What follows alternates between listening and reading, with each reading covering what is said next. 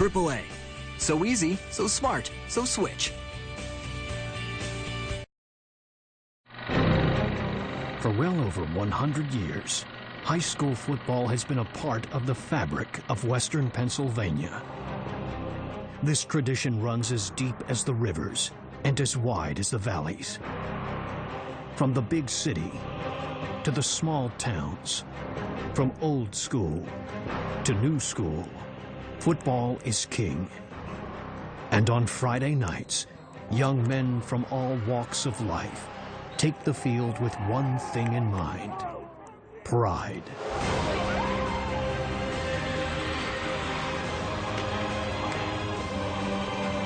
It's Mount Lebanon at Pine Richland on ATT Sportsnet. Next.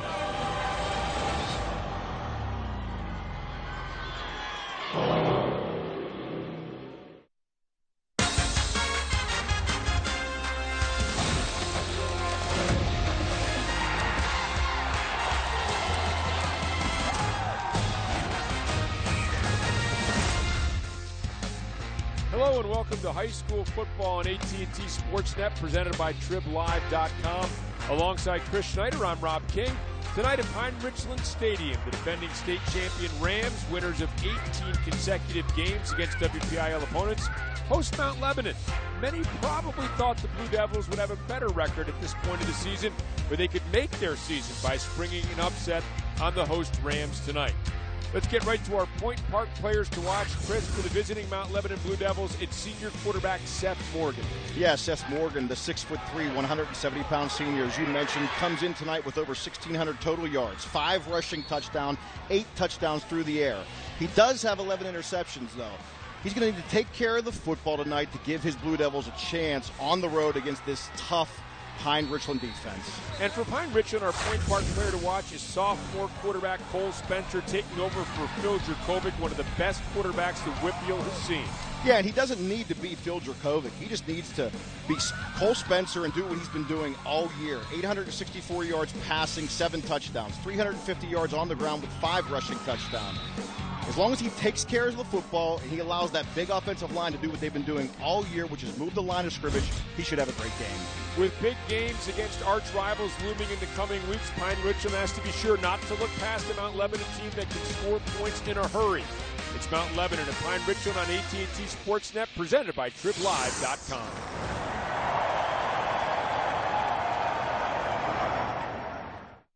This is a huge advancement in mitral valve surgery. This robotic system enhances both precision and control, helping accomplish even the most complex cases, all without opening a patient's chest. And the only place in Pittsburgh this procedure is available is Allegheny Health Network. This is artificial intelligence for stroke patients. It sends analyzed CT scans to doctors anywhere in an instant, saving precious time and increasing their chance at recovery. And the only place in the region it's available is Allegheny Health Network. Whatever you paid for tires, you were paying too much, but not anymore. Introducing Barrel Tires Direct. Now get your tires at the absolute minimum price, direct from the factory. All brands, any car or truck. Plus a road hazard guarantee, lifetime rotation, factory certified technicians. All for one low price with a price match guarantee. And look for some great deals right now at barreltires.com. New Barrel Tires Direct. Cheer on the Pens and enjoy cold Coors Light. Stop by 11th Frame on Fairground Hill Road in Butler and enjoy an ice cold 22-ounce Coors Light draft for just $2.25 during all Pens games. Coors Light, the world's most refreshing beer. Introducing Life Room, where outdoor living meets future technology. Life Room's smooth glide screens keep harmful UV rays and bugs out, and its innovative cooling system gives you comfort and tranquility. Enjoy your Life Room year-round with a free radiant heater. Call today for your free design consultation and learn more about this patent-pending revolution in outdoor living that costs less than you'd imagine. Act now. Life awaits. Life Room. Outdoor living perfected. Cheer on the Pens and enjoy cold Coors Light. Stop by 11th Frame on Fairground Hill Road in Butler and enjoy an ice cold 22-ounce Coors Light draft for just $2.25 during all Pens games. Coors Light, the world's most refreshing beer. High school football on ATT Sportsnet is brought to you by Allegheny Health Network, the largest health system rated #1 in the region for all the things that matter most. By TribLive.com. Visit TribLive.com for news and more 24/7. And by Barrel Automotive. Visit our Kia showroom in Wexford. More vehicles than ever at the very best prices. Mount Lebanon Blue Devils will get the ball first. They won the toss, elected to receive. They are coached by Mike Melnick in his 7th season as the head coach. Eric Kasparovich won a WIPIO title as a quarterback for North Hills back in '93. 2 more as the head coach for Pine Richland. 53-12 record for the Rams. Let's take a look at our Barrel.com keys to the game, Chris. Yeah, and for Mount Lebanon, they got to win the line of scrimmage, something that's been very tough for teams to do against this Pine Richland team on both sides of the ball, and they got to maximize possessions.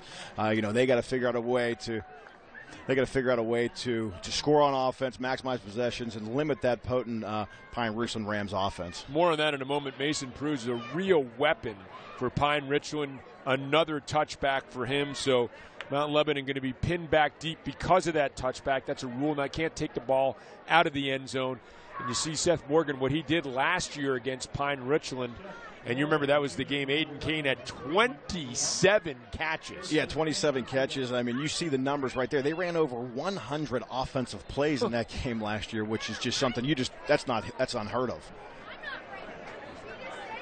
So first play from scrimmage, Morgan in the short set with trips to his right, a receiver to his left.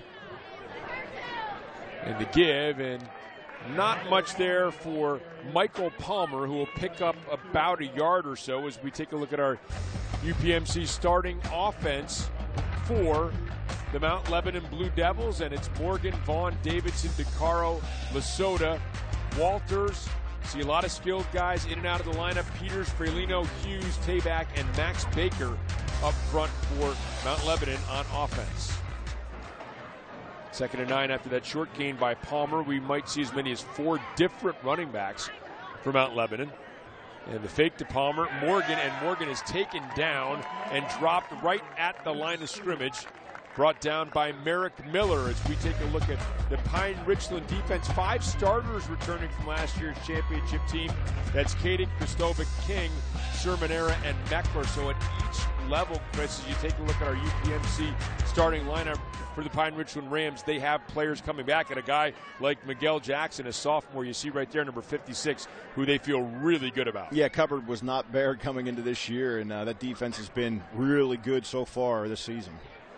Back is Morgan, looking, throwing, and incomplete.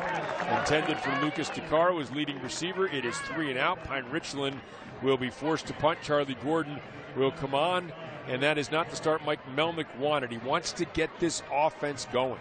Yeah, he did want to get it going. I mean, and they ran the ball in the first 2 plays, and 1 yard on first down. Then they get taken that back behind the line of scrimmage on 2nd down, forcing a throwing 3rd down situation. When you're backed up, you just want to make sure you take care of the football. Incomplete pass, and on that first possession, they're going to go 3 and out. There's Gordon, gets the snap, boots it away. Luke Meckler back deep, and he is going to let it go. A short kick, and it's going to go out of bounds at the 44-yard line. So excellent field position for this potent Pine Richland offense to take over. Again, not the same offense. A lot of skilled guys. Gone Dracovic, virtually the entire receiving corps, and both top running backs. Well, when we say not the same offense, obviously it's not the same tempo and maybe the attack that they had last year with a quarterback like Dracovic. It's the same system. Yeah, not the same personnel. Yeah, same personnel, same system though. And you can see 123 yards a game passing, 50 rushing. So they're more balanced this year. Last year, if something wasn't working, they could go to a different aspect of it and excel at it. But this year, even though the offense, maybe the personnel was different, they're still getting the same results. And Spencer, an excellent wrestler, has stepped in, done a nice job. As just a sophomore, he was a top wrestler as a freshman a year ago. And as Luke Meckler to his left, and now they will empty the set.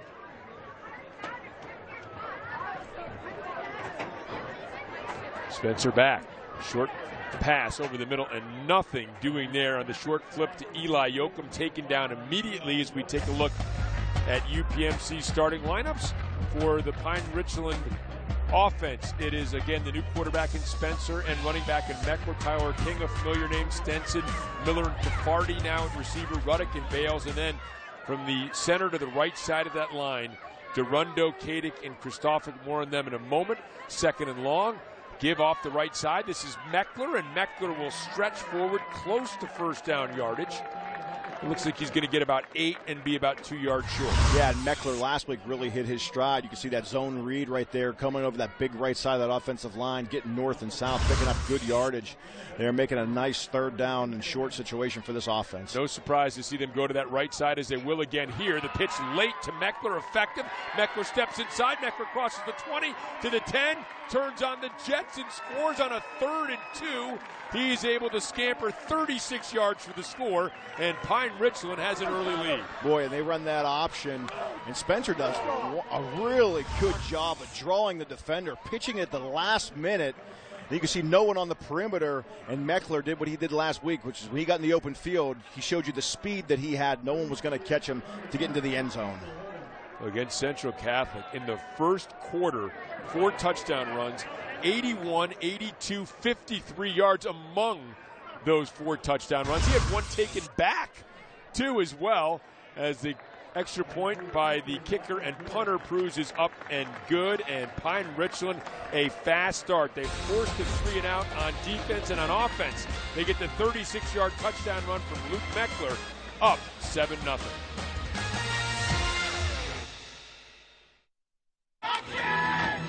How do you stop James Conner? Not with a linebacker. Not with a legion of defenders.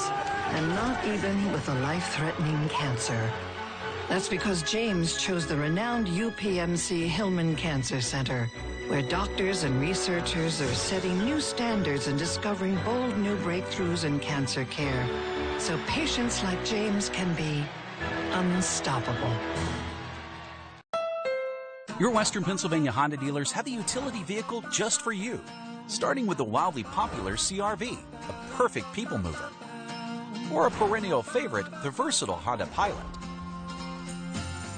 Right now at your Western Pennsylvania Honda dealers, you'll find offers that get you moving in a 2018 CR-V. Or have you making plans to hit the road in a new 2018 Pilot.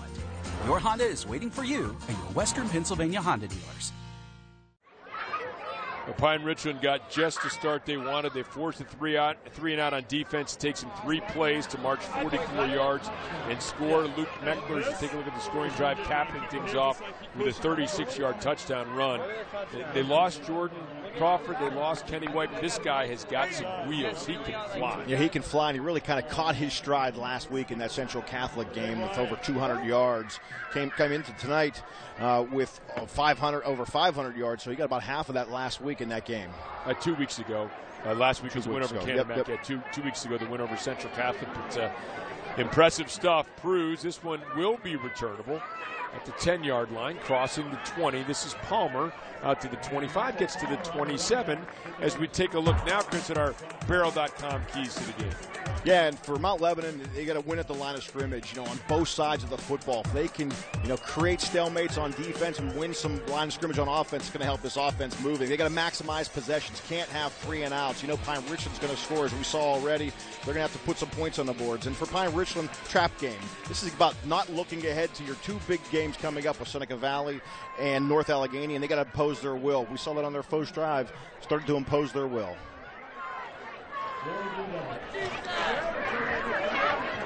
Morgan fires, and Morgan complete. And this is DeCaro, Lucas DeCaro, 28 receptions coming in, and that is a good positive play. Picks up a first down. And this is a little bit of what Lebo's capable of doing. Yeah, nice little corner route there by DeCaro, and you can see Seth Morgan, when he has time, he can deliver the football. They're going to need a lot of that here this evening. That accuracy is going to be vital for Morgan here tonight. Well, you mentioned that Central Catholic game. 5 turnovers in the first quarter for Central Catholic. Or the first half, you just can't have that, and it just fuels a team like Pine Richland. Morgan, pump fake, going to go deep, has a man wide open, and he drops it. Oh my, Mason Ventrone, the defender, had fallen down, perfectly delivered by Morgan, and Ventrone could not corral it. They dialed up the right play. You'll see a little pump and go, and Ventrone, defender falls down. All you got to do is catch it. He's going to walk into the end zone. Ball gets into him, though. You got to catch up with his hands, and if he does, would have been a big play and a big response. You got to have those plays when you're the underdog on the road. No question.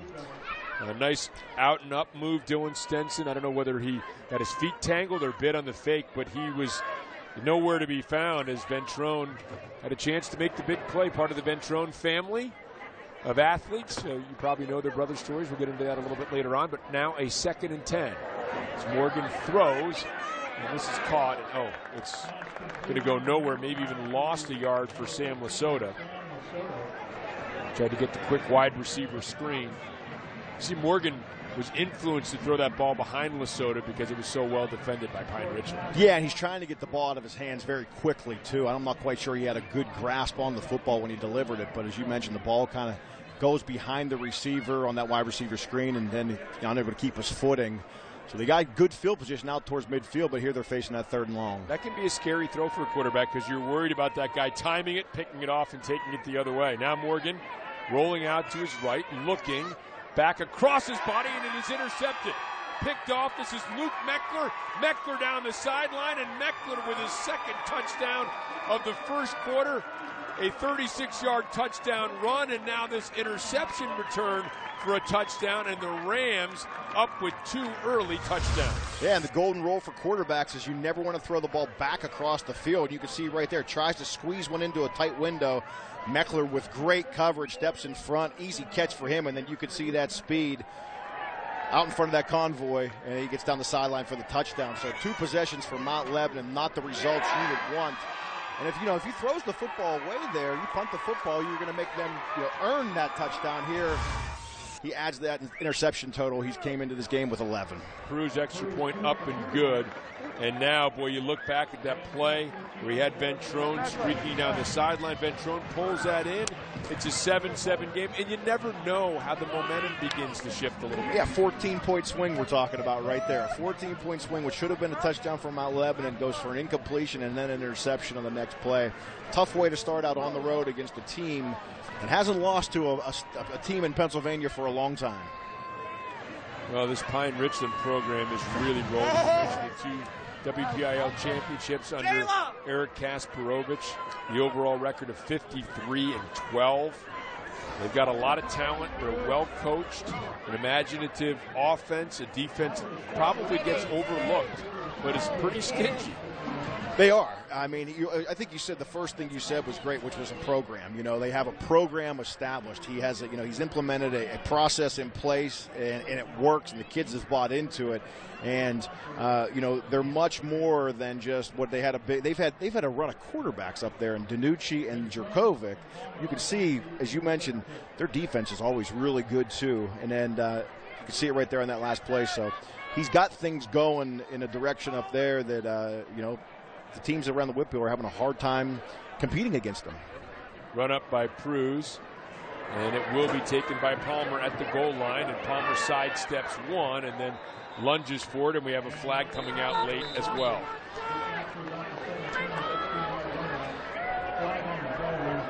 And you hope it's not on the return team. Back here. They're already struggling. Offensively. The last thing you want to do is back yourself up further. Eric Teal, the referee, and the indication was, an indication we heard him say block in the back. On the previous play, we have a block in the back on the receiving team. Half the distance to the goal, it'll be first down. Well, again, giving themselves more distance to have to cover. Mistakes already have been an issue for Mount Lebanon. Well, you mentioned Ben Danucci and Phil Jerkovic. Jerkovic, of course, at Notre Dame. Danucci started out at Pitt, started some games for him, now down at James Madison. Doing well. Oh, that James Madison team, one of the top FCS programs in the country.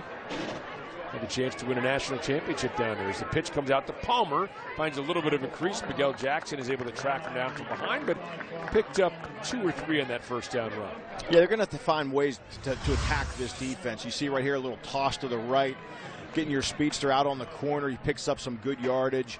And they're going to have to give this defense multiple looks. They got to get them off balance, get them on their heels somewhat. And you can do it, though, by having a long touchdown drive to answer, after being in the hole 14-0. I don't think Mount Lebanon wants to be in any hurry offensively either. I think they'd like to get on some sustained drives, huddle up a little bit, take some time off the clock. Here's Morgan on the keep. Morgan hit by Merrick Miller right in the hole at the line of scrimmage. No gain. Miller, by the way, one of 3 Millers on the team, not related. Not related. Good tackle right there by the defense. You can see the defensive line right now for Pine Richland. They're winning up front. They're getting off of blocks and they're making plays. And this offensive line for Mount Lebanon, they're big. 245, 230, 230, 235, 230. They're big up front. They've got to get some movement to help out their quarterback and running backs. That's an old school textbook perfect tackle, right? Probably when you were growing up. When I was growing up, that's what they taught them. When you were growing up, they probably told you to put the crown of your helmet in their chest. Now they're back away from that. Perfect tackle there and technique by Merrick Miller. Now on the 3rd down, pass out to the flat, and the ball bobbled, picked back up again by DeCaro, but short of a 1st down. Yeah, tackling, it's funny you talk about tackling, and you'll see a good tackle out here on the perimeter. They get to Seth Morgan, delivers a nice throw out to his receiver. He tries to split the defenders, but a good tackle over there, right there. 2 guys making tackles. But as you mentioned, tackling has changed. You're not allowed to tackle as much in practice because of the safety element that they're implementing in football. So it's one of those things. How do you coach it and how do you teach it when you're not able to really hit as much based upon the regulations? I don't know if they want a measurement here. It's about a yard short, and they're going to send the punt team out. And they might have briefly thought about, do we pick one up here, get a little momentum? I mean, it's hard as a coach to say, with 6.5 minutes left in the first quarter, we're going to make a call that could define the game. Yeah, that's a tough call right there. You can see it's really close to being a 1st down, but making the right move here, punting the football away. Here's Gordon, that Rugger-style kick, and unleashes a beauty. Meckler will let it go, and it's going to be downed at about the 47-yard line by Jack Sullivan. So once again, good field position for the Pine Richland Rams, already up 14-0. This is a huge advancement in mitral valve surgery. This robotic system enhances both precision and control, helping accomplish even the most complex cases, all without opening a patient's chest. And the only place in Pittsburgh this procedure is available is Allegheny Health Network. This is artificial intelligence for stroke patients. It sends analyzed CT scans to doctors anywhere in an instant, saving precious time and increasing their chance at recovery. And the only place in the region it's available is Allegheny Health Network. Look, if you're not the lead dog, the scenery never changes. That's why this is the view for every other full-size pickup. And this year, it's deja vu all over again. Because only the Ford F-150 gives you best-in-class torque, best-in-class payload, and you got it, baby, best-in-class towing. This is the big dog. This is the Ford F-150. It doesn't just raise the bar, pal. It is the bar. Now it's your turn to ride with the big dogs. Lease the built Ford Tough 2018 F-150 Super Crew for only $239 a month. Just $239. It's the Luke Meckler Show with just over 6 minutes remaining in quarter number 1. And touchdown on offense and a touchdown on defense here at Pine Richland Stadium. I'm Robbie Ince-Mikowski. When you talk about Eric Kasparovich, one of the positions where he's had the most consistency is at the quarterback position over the last 7 years. In fact, they've used just 3 quarterbacks, Ben DiNucci, Phil Jerkovic, and now Cole Spencer. The biggest reason they've had that consistency is each guy was at the helm for 3 seasons. All started as sophomores and played the remainder of their high school career. Now, Kasparovich told me that is huge, and I quote when he says this: the QB at Pine Richland is the man. He runs the show. We ask a lot of them. He said that Cole has played well, and he's made some sophomore mistakes, but he's also making a lot of plays for us. He said most importantly, he's learning, Rob and Chris, every single game, and we'll see what he does the rest of the night tonight. He's off to a good start already. Robbie, thanks very much. As Spencer with trips to the left, and now they'll motion back, put Meckler to his right, and now trips will move to the right side of the formation. And out, complete. This is Yoakum, and Yoakum will cross midfield, get to about the 49-yard line as we take a look at the Mount Lebanon defense, brought to you by UPMC. Only 4 starters back. 2 of them, Palmer and Ventrone, were all-conference selections. Jonathan Nelson, a big guy playing nose tackle, going with a bit of a 3-3 stack, a 3-5-3 to try to combat the spread offense that you see Mount Lebanon in that 3-5-3 look that Pine Richland employs. And here's Spencer lunging forward. Looks like he's going to have enough for a first down for Pine Richland. Yeah, and they're going to have to give multiple different looks to this offense. And you can see right here a little quarterback draw. You get Sam Rolfson off the edge there making the tackle. Going empty set. They're moving guys around in formation. Pine Richland is, so a lot of eye window, a lot of eye candy that you're looking at, but still just going to be a simple offense. So 3rd and 2, I beg your pardon, is this pass complete to Caffardi, and Caffardi looks like he's going to be able to pick up the first down and another yard or so down to the 43. Looked like they had him hemmed in for a moment, but Caffardi found a little bit of a hole. And what they're doing with Spencer is giving him some nice, safe throws. They're running some wide receiver screens. They've got good blocking out in front, giving him a chance to just deliver the football to his receivers and let them make plays. It'll be soon, though, before you'll see him probably pump one time, and he's going to try to do exactly what Seth Morgan did for Mount Lebanon, pumping a little go and him throw one out there. Now look at that formation as the give up the middle, and Meckler nothing doing there. They split out. 2 offensive linemen way to the far end of the field, trying to get Mount Lebanon maybe napping a little bit, but Lebo doing a good job defensively there. No gain. It'll be a 2nd and 10. There's head coach Eric Kasparovich. And you can see the last 3 meetings between the 2 teams. The last 2 years, look at those points that Mount Lebanon put up. Mike Melnick's team can score some points.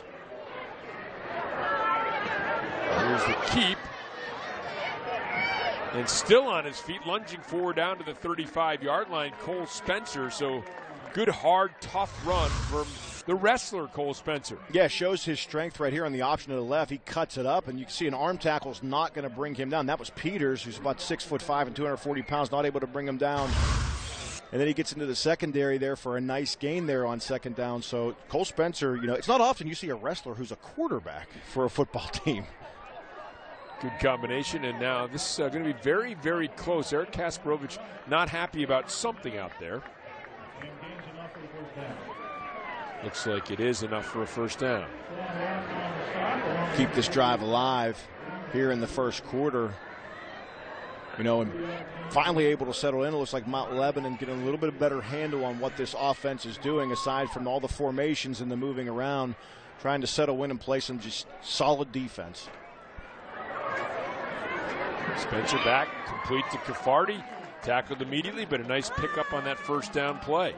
Charlie Gordon on the stop for Blue Devils. Yeah, a little slant on the outside. You can see Spencer does a good job delivering a nice football right into the receiver's arms. Nice catch. He secures the football, and a nice first down pickup of 8 yards. When you mentioned the good, safe throws, and now maybe taking the shot. Here they go across the middle, beautifully thrown. Pulled in by Yoakum.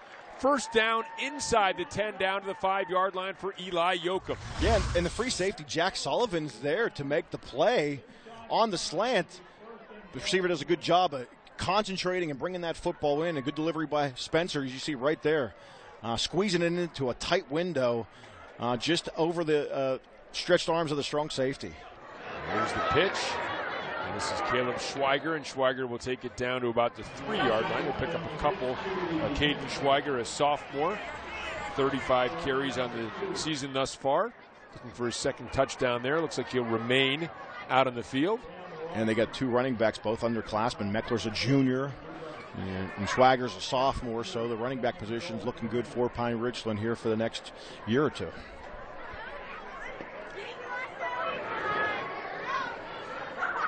And the give to Schweiger. Schweiger wrapped up by Palmer. Ball comes loose, and it looks like Pine Richland has recovered. Tyler King. Tyler King celebrating with a touchdown. Throwing the fullback a bone. They run a little counter right there, and you can see Good tackle right there. Yeah, ball gets into the end zone. King jumps on it. Another one of those Division I football players going to the Naval Academy. King is used as a fullback, H-back a lot on the offensive side of the ball. Jumps on it. And now they're going to extend that lead here after the extra point. So another drive, another touchdown for this offense. Extra point up and good by Mason Cruz, who was 32 of 34 on the season, so now 35 of 37 on extra points. Nice to have something that close to automatic out of the kicking game. You know, it's not just the offense. We talk about the quarterbacks. I think that's what people think about. But, you know, again, we've seen them running right quite a bit. You have Michael Durando getting offers from Ivy League schools, being recruited by Ivy League schools. Michael Kadick has committed to Indiana. He's at right guard. Andrew Kostovic committed to Notre Dame at right tackle. So you lose all those skill position guys we were talking about, but now you bring back that offensive line, and the young skill position guys have a chance to get their feet wet behind that kind of line. Yeah, and that'll make a coach, you know, a little bit easier, you know, going into a season after losing a bunch of skill position guys, is when you come back with some studs up front. Kind of ease your offense back, you know, ease these playmakers into the offense because you have the experience. Well, so next year they'll have to replace their entire starting offensive line, but they will have a ton of skill position players back. So now it'll go back the other way, perhaps. And you got to think, you know, Pine Richland does get into a lot of mercy rule games in the second half, so he's getting a lot of these guys that are going to be playing next year some valuable reps in varsity game experience. No question. Here's Pruz, the boot, and it will be taken by Palmer at the goal line. Palmer out to the 20. Palmer dropped in his tracks there. That is where Mount Lebanon will take over. The Penguins will look for revenge tomorrow night in Montreal when they take on the Canadiens at the Bell Center. The Pens lost to the Canadiens 5-1 last Saturday in Pittsburgh. They'll look to return to favor tomorrow night in their first road game of the 2018-19 season. You can see all the action right here on ATT Sportsnet with our coverage beginning at 6:30 with Penguins pregame. Pens winning last night, 2-1 start to their season. Off they go to Montreal. I'm sure they'd like to show up a little better on another hockey night in Canada. It was last Saturday, and it didn't turn out too well for them. It's a pass over the middle, and again through the hands of Mason Ventrone. That hard to tell. That was a little high, but it looked like maybe a catchable ball. Hard to say. Yeah, throw was pretty hot. It was coming. It was coming. You know, he threw a fastball in there, and Ventrone looked like it was a little high. But you gotta, when you're down 21-0, your skill guys got to make some plays and take some pressure off of the quarterback. Well, that's another play. Boy, if you catch Ventrone in stride, he can run. He's maybe got some room to go. Yeah, he does. And I'm sure he'd like to make up for that drop ball that he had on that second series when he does catch the football. He would have had a touchdown. But they need to just get something positive here, pick up some first downs, get some confidence. Pass out to the flat, complete. This is Lasota. Lasota will get out to the 24-yard line, so a pickup of about 6 on that play. And that's an RPO right there. You can see they're going to fake the run inside, and then on the outside, quarterback can run or throw it there. He decides to deliver the football, and they pick up a nice gain there, 6-7 yards on second down. So let's call it 7, and it'll be 3rd and 3. Morgan back, pressure coming, completes, first down as he picks up his favorite target, Lucas DeCaro. And DeCaro is able to move the chains for the Blue Devils. Yeah, DeCaro does a good job. Runs 5 yards, stops, turns around, shows his numbers. Morgan hits him perfectly in the chest, and they pick up the first down. And sometimes those are the type of plays you need right there, confidence builders. We got some separation from our receiver. We deliver a football. We get some positive yards and move the chains. Morgan pulls down a little behind DeCaro that time. And again, looked like more of the same, maybe another RPO where he had the option to hand off or perhaps try to hit the slant. Yeah, and DeCaro came into tonight with 28 catches. He's going to add to that total, 325 yards. He is the go-to receiver. Need him to make some plays. And You know, Morgan just a little off the mark on some of his throws. You can see he's really trying to get the ball out fast. You know, one of the things he is, and I'm wondering if his speed of his delivery is causing some of his inaccuracy here early on. A little rushing, perhaps. Yeah, he is. Maybe you're not happy feet. You get kind of you got a hot arm right now. Over the middle and behind his receiver again. That was intended for Sam Lasota. And Lasota's open. You know, he's coming across the middle of the field, and he's got separation from the defensive back. Morgan just throwing the ball a little bit behind him, and, you know, he just got to settle down. Calm down. He's a good quarterback. You know, he lost, as we talked about, he lost Kane last year, who was his big-time receiver. He made a lot of plays for him. He has a nice throwing motion. He stands tall in the pocket. He just take a deep breath. Can't win a game on every throw. You know, deliver the football, get it to your playmakers, and let them help you out. Split time last year with James Stocker, and now it's pretty much been his job, although we might see some of Evan Jones, the backup quarterback here tonight. Now Morgan in trouble, and down he goes. Well, we talked about Miguel Jackson, his 7th sack of the season, leading the way for Pine Richland in that department. Yeah, that left defensive end, the 6', 225-pound defensive end. You see him right there, gets off the block, comes right down the line of scrimmage. And Morgan doesn't really feel him, and by the time he does, he's on the ground. So Charlie Gordon back to punt. Boy, Mount Lebanon has left some plays on the field, and that's tough. Again, you mentioned when you're an underdog, tough to have that situation, and that's the situation they have as Meckler calls the timeout at the 38-yard line. And Mount Lebanon can think about what might have been. The Rams can look at what has been. How about this? 36 yards from Luke Meckler. Nice little wrinkle in that option right there. You see the speed by Meckler. And then Meckler does it defensively. The interception. So 14 quick points provided by Luke Meckler on the ground. Then the interception through the air. Then Tyler King will pounce on this Schweiger fumble. And it is 21-0 Pine Richland. Yeah, it's been all Pine Richland here in this first quarter. If you're Mount Lebanon, you're just trying to get out of the first quarter, maybe down 3 scores, not give up any quick strike here to end this first quarter. 1:18 remaining in the first.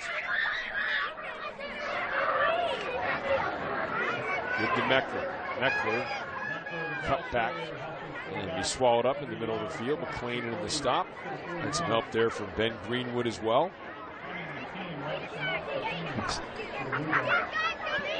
McLean, the 5'10", 190-pound inside linebacker, the senior with 57 tackles coming into this evening.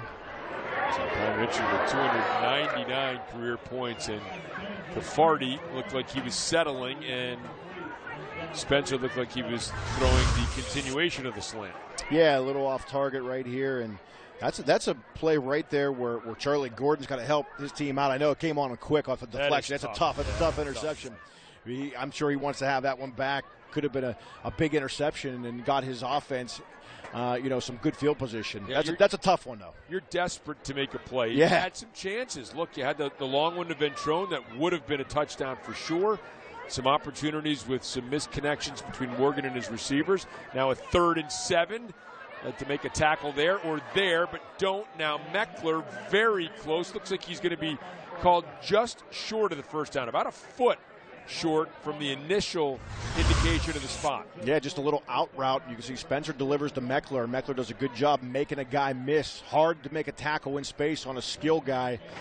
Meckler does get tripped up before he picks up the first down, so 4th and a short one for this offense. And they're going for it, and out of the Wildcat, it is Cole Spencer who picks it up. Simple lead blocking look, and he takes it over the right side behind Durundo, Kadick, and Kristofic, and picks up the first down for a Rams team that scored 299 points of the season and 27 or more in 60 of their last 63 games. So time for another play here. And off the left side, that'll do it on the last play as Jonathan Nelson brings down Cole Spencer. Solid first down gain, an excellent first quarter for the Pine Richland Rams. They get 2 touchdowns on offense, a touchdown on defense, and Eric Kasparovich has to be extremely pleased with his team start. So the Rams come out On our first game of the season here on AT&T Sportsnet, Meckler, a pair of touchdowns, one on offense, one on defense. The Rams up 21-0.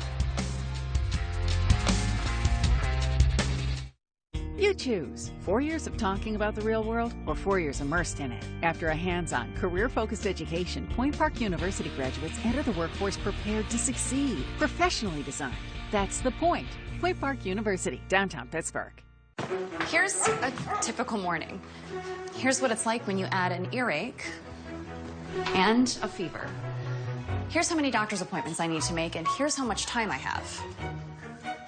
Here's me calling our healthcare concierge so that she can take care of all that while we take care of this. All the help you need, plus full access to UPMC and other doctors and hospitals in your community. Point Park University encourages students to be themselves, speak their minds, express their creativity. It's not about fitting in, it's about helping you stand out and be outstanding. Refreshingly different. That's the point. Point Park University, downtown Pittsburgh. Feel the power of Toyota trucks. More features, great style, and reliable technology. Get to your Toyota dealer now during Toyota's big event. Are you in? Now, get a Tacoma with $1,500 total cash allowance, or get a Tundra with up to $3,000 total cash allowance. Don't be left in the dust. Toyota's big event is on now. Toyota, let's go places.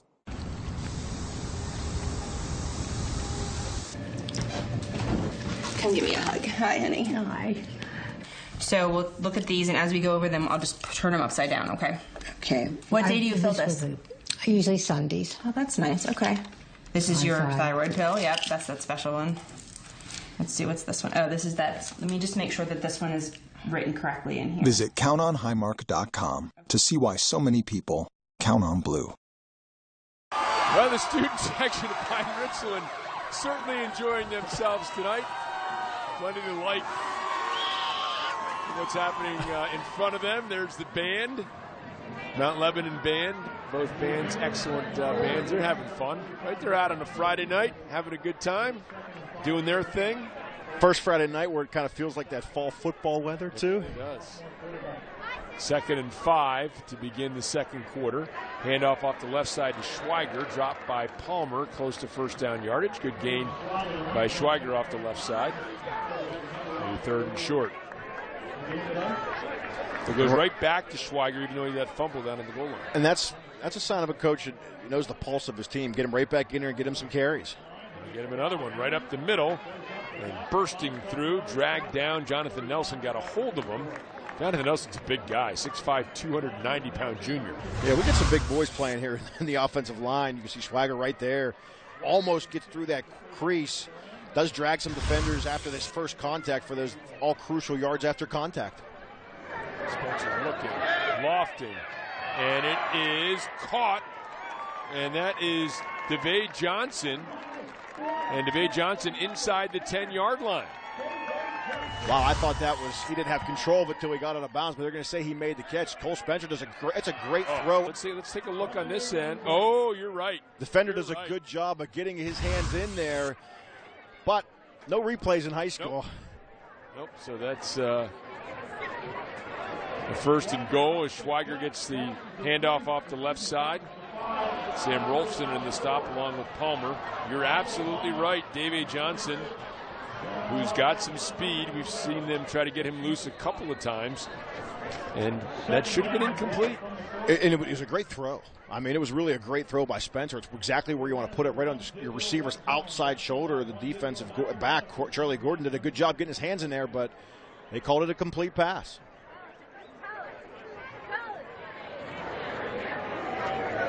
King in motion. Spencer off the right side. The throwback. And were they trying to get that to Christoph? Yes, they were. Yes, they were. The old tight end throwback. He's lined up as the tight end with no receiver outside of him on the line of scrimmage, which makes him eligible.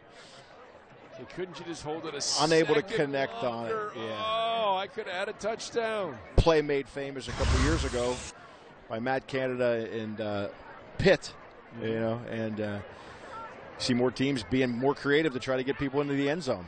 Here's Meckler, and Meckler, oh my, that is going to be a flag. We saw him do that against Central Catholic. That was the touchdown we referred to earlier that was called back in the first half. This guy's one of the top 300-meter hurtlers in the Whippeal, and you can't do this in the football field in the high school level. Yeah, in high school it's a safety. It really is a safety issue. They don't allow you to hurdle defenders on the football field. It'll be a penalty on Meckler. It's going to be a 15-yarder. And then that's Eric T. Hall, the referee. On the previous play, personal foul, hurdling on the offense. That's a 15-yard penalty from the spot of the foul. We'll replay, third down. You know what? It's fun to watch. It's neat to see, but it's a really good rule. This is a dangerous play. It's a very dangerous play, especially with where we're at with football and the safety element that we're trying to, in football that they're implementing from helmet hits and things along those lines. You can see he's not happy with the penalty. It was only called 2 weeks ago. I think he knows he can't do that. Spencer back, looking corner of the end zone, has a man. What a grab in the corner of the end zone by Luke Miller.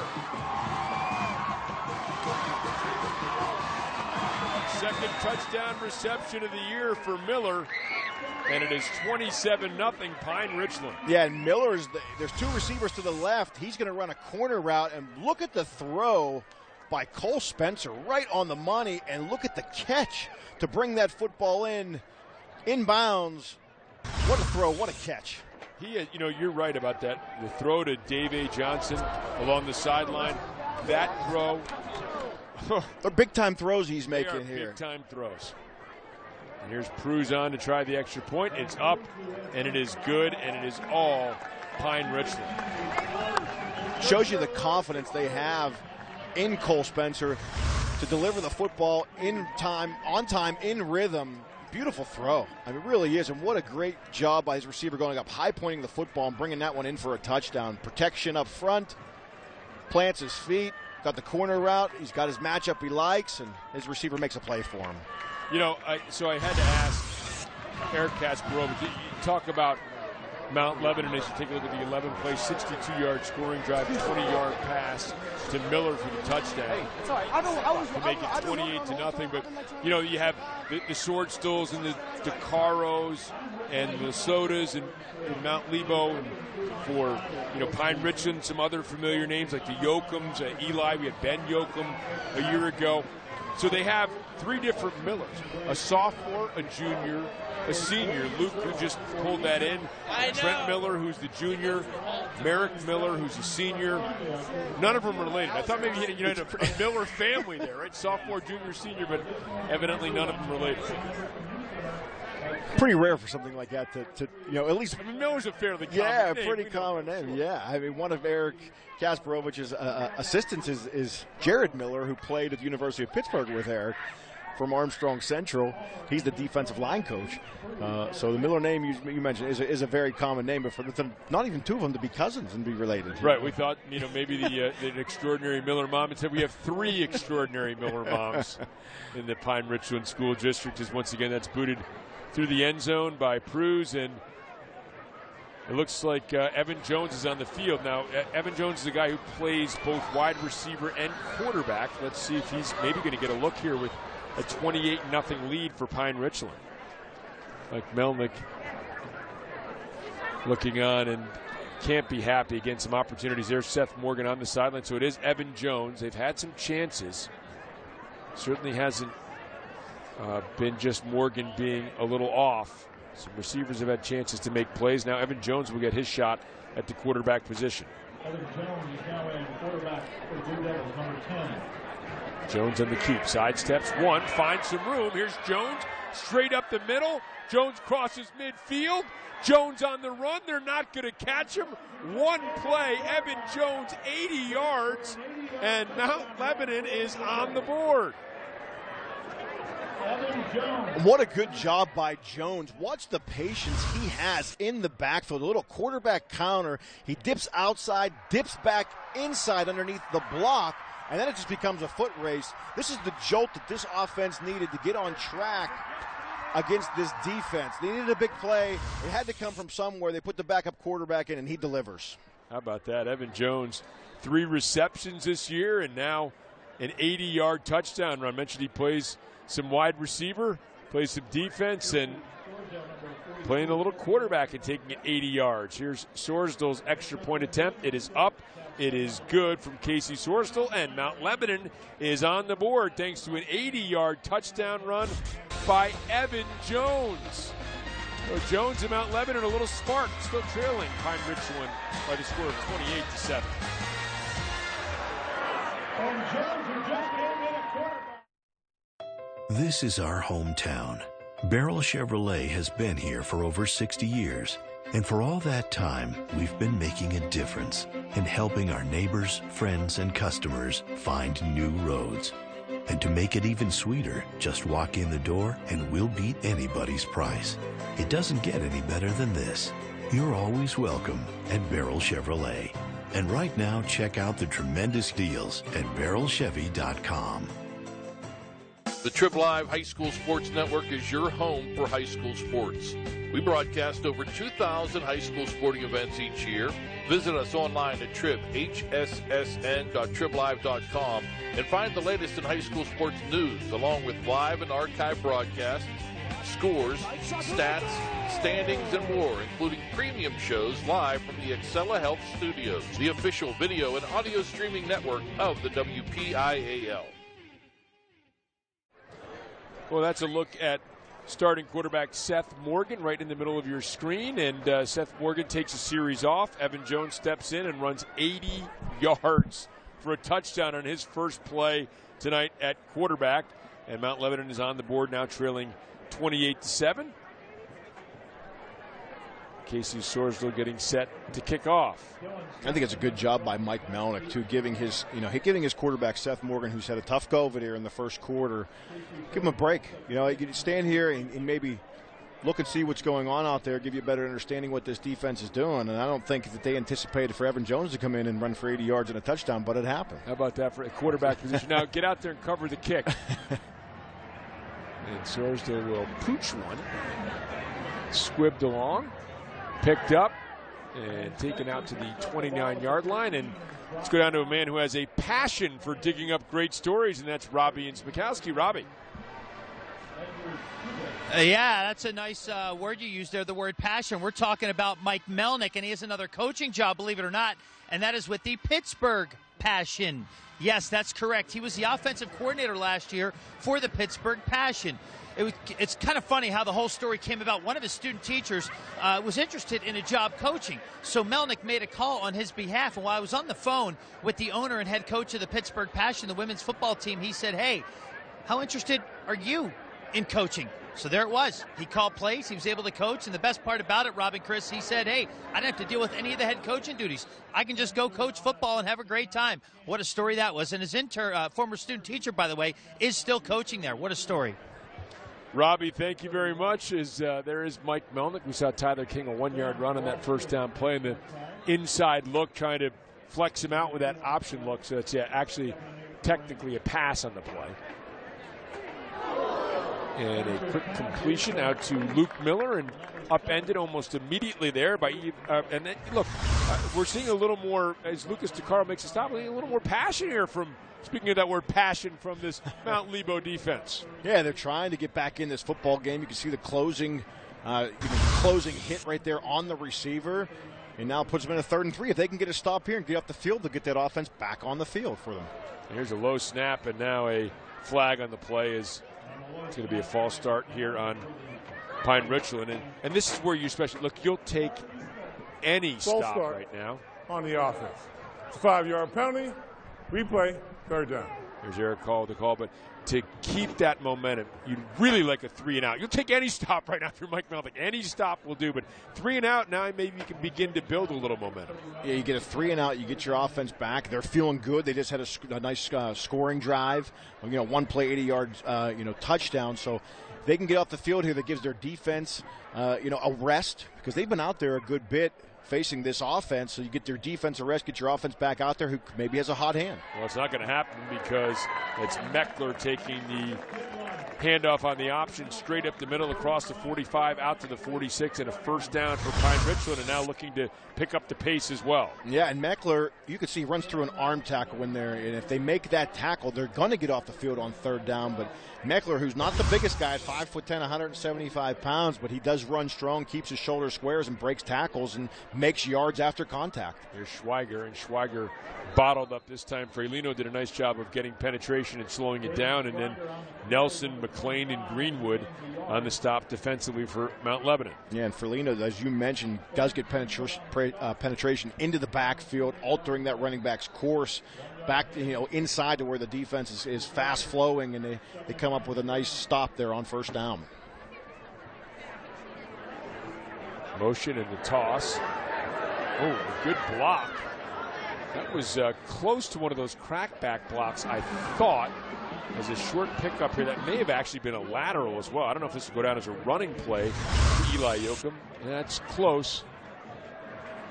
Yeah, timing wasn't great. Good block from by the Miller, offense. by the way. But he does a good job of not blocking him in the back. He waits till his chest is, and then he gets the block for his receiver. That's a lobbing as a man, and another terrific catch by Luke Miller, and we've got a flag coming in afterwards as Miller makes an outstanding catch and comes up a little gimpy. Yeah, he took a hit in the side. I think they're probably going to call a helmet-to-helmet hit here. But you can see Cole Spencer delivers a nice football to his receiver who makes a nice catch. He just kind of awkward the way he fell and the way the defender fell on top of him, hit him right in the side. And they called targeting on that play, and you could see there was no targeting. There was no helmet-to-helmet hit there. So unfortunately for Mount Lebanon, they're going to tack on another 15 yards after the big pass play. Yeah, I think anytime you lead with a helmet and hit with the crown of the helmet, they're going to call it. It looked like he might have rolled over the top of that there. I think what Miller was banged up, looked like he landed on his shoulder, and that is a terrific catch, coming down hard on the turf like that and injuring yourself a little bit, at least hurting yourself a little bit and hanging on. Spencer back, looking, throwing on the slant, has Caffardi, and Caffardi with another flag down has a first down at the 1 yard line. Let's see what the flag is. Tackled down there by Mason Ventrone. Well, I'm really impressed with Cole Spencer as a quarterback and in the way he throws the football. We're going to get a call here. On the previous play, with ineligible man downfield. It's a 5-yard penalty, replay, first down. And that wasn't one of those RPO situations where you get an offensive lineman downfield. That was clearly a pass play. Two receivers to the right, the inside receiver clears out. By running a go pattern, and they got the outside receiver. He's going to run an in cut, and you can see Spencer. He has a lot of time. That's the one thing he does have. He's able to stand in the pocket and stand tall and deliver the football. But when he does throw it, he is accurate with it. When he's throwing to these receivers, and his receivers are getting separation. So they do a good job with this passing game, and it looks like they're building on it. Week to week, they're getting better with it. Spencer back, looking, now in trouble. Down he goes, taken down by Tommy McLean. McLean came in with a 4-sack total in the season and picks up another one here. Yeah, and that's a coverage sack right there. You can see Spencer wanted to deliver the football. Nobody got separation in that secondary. And then the pressure from the inside linebacker able to bring him down. And so a good job by that secondary helping out their front seven on that pass play. You talked about Spencer and Danucci, Dracovic, sort of the prototypical size. He reminds me a little bit. I don't want to put because he went on to have a great career, Robbie Kalstein at CMU, but it reminds me a little bit of that size as we see Meckler spinning away. Oh, my. Meckler still on his feet. A flag down, but what an effort by Luke Meckler. Let's see if this touchdown stands up. Change of Jordan Crawford from last year. Really impressive run inside, making the spin move, gets a block on the outside. He's running through arm tackles. He's got the stiff arm. He did just about every drill you can cover from a running back when you're practicing, but looks like this one's going to come back. Yep, we're going to have a hold on the left side of the offensive line for Pine Richland. So a 10-yard penalty will bring it back. So again, I don't want to put too much on Cole Spencer too soon. Robbie Kalstein was a 4-year starter for Gateway. Right. Went on to CMU. I think he was a 4-year starter there. Outstanding quarterback. But just the fact that you expect to see the big arm out of a huge package, and Kalstein had a terrific arm, not a huge guy. And Spencer's been very accurate at 5'10" and shown plenty of arm. He does. He throws a great ball. We've seen him throw the deep ball for the touchdown. We've seen him throw and put the ball where it needs to be with his receiver running a go pattern down the sideline on the outside shoulder. We've seen him throw the in cut, the slant. He can make all the throws. Yep, now we have another false start here, so 2nd and 26. We have false start on the offense. 5-yard penalty. Replay, 2nd down. 2nd and 26 will now be 2nd and 31. Yeah, and this offense is really balanced. You know, you got Luke Meckler, the running back, who's really starting to catch his stride from the perspective in the running game. Now you got Cole Spencer starting to really hit his stride in the passing game. Makes for a potent offense to defend. 2nd and 31.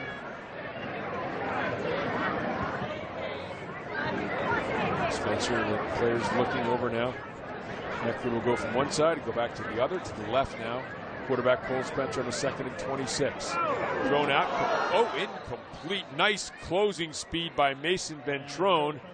And he separates Yoakum from the ball, and it'll be 3rd and 31. Yeah, that wide receiver screen, you can see they're not going to block Ventrone. He locates the football, gets around the block, and delivers the big hit on the receiver. And that's how you want to play these receivers on the outside, because they run those wide receiver screens so much. Is you got to press. You know, they got man coverage on the outside. They're zoning some of it on the inside receivers. And that's how you close on the football. When the ball's delivered and you see it, go get it. And again, another nice job easing the shoulder. Here's Spencer on the keep, and Spencer will scurry down inside the 25, down to the 23-yard line. And be interesting to see if they'll bring in Mason Pruse here. We know he's got the leg, and he only has one field goal this year. It's a 30-yarder. So let's see if they send Pruse out there. And it looks like they will. So Mason Pruse will attempt the field goal here, 1 for 3 on the season. And this will be a career-long 41-yarder for him.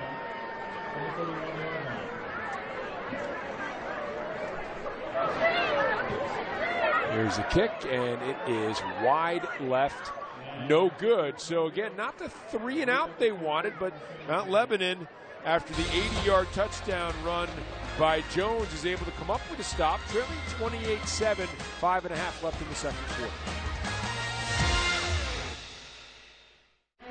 This is my dream job, working for the Penguins on a game night. I'm all over that arena. That's about a 20,000 step day, and my hips weren't working real well. The UPMC doctors who work with the Penguins referred me to the surgeons at UPMC Orthopedics. I wonder how I got through a day, let alone a couple of years of dealing with that. And now, on a game night, I'm everywhere. I didn't choose to need a double hip replacement, but I did choose UPMC. Your Western Pennsylvania Honda dealers have a Honda built just for you. Like the family-friendly Accord, 2018's North American Car of the Year. And named one of Car and Driver's 10 Best, a record 32 years in a row.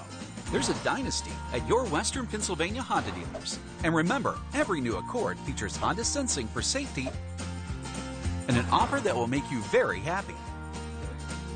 Your Accord is waiting for you at your Western Pennsylvania Honda dealers.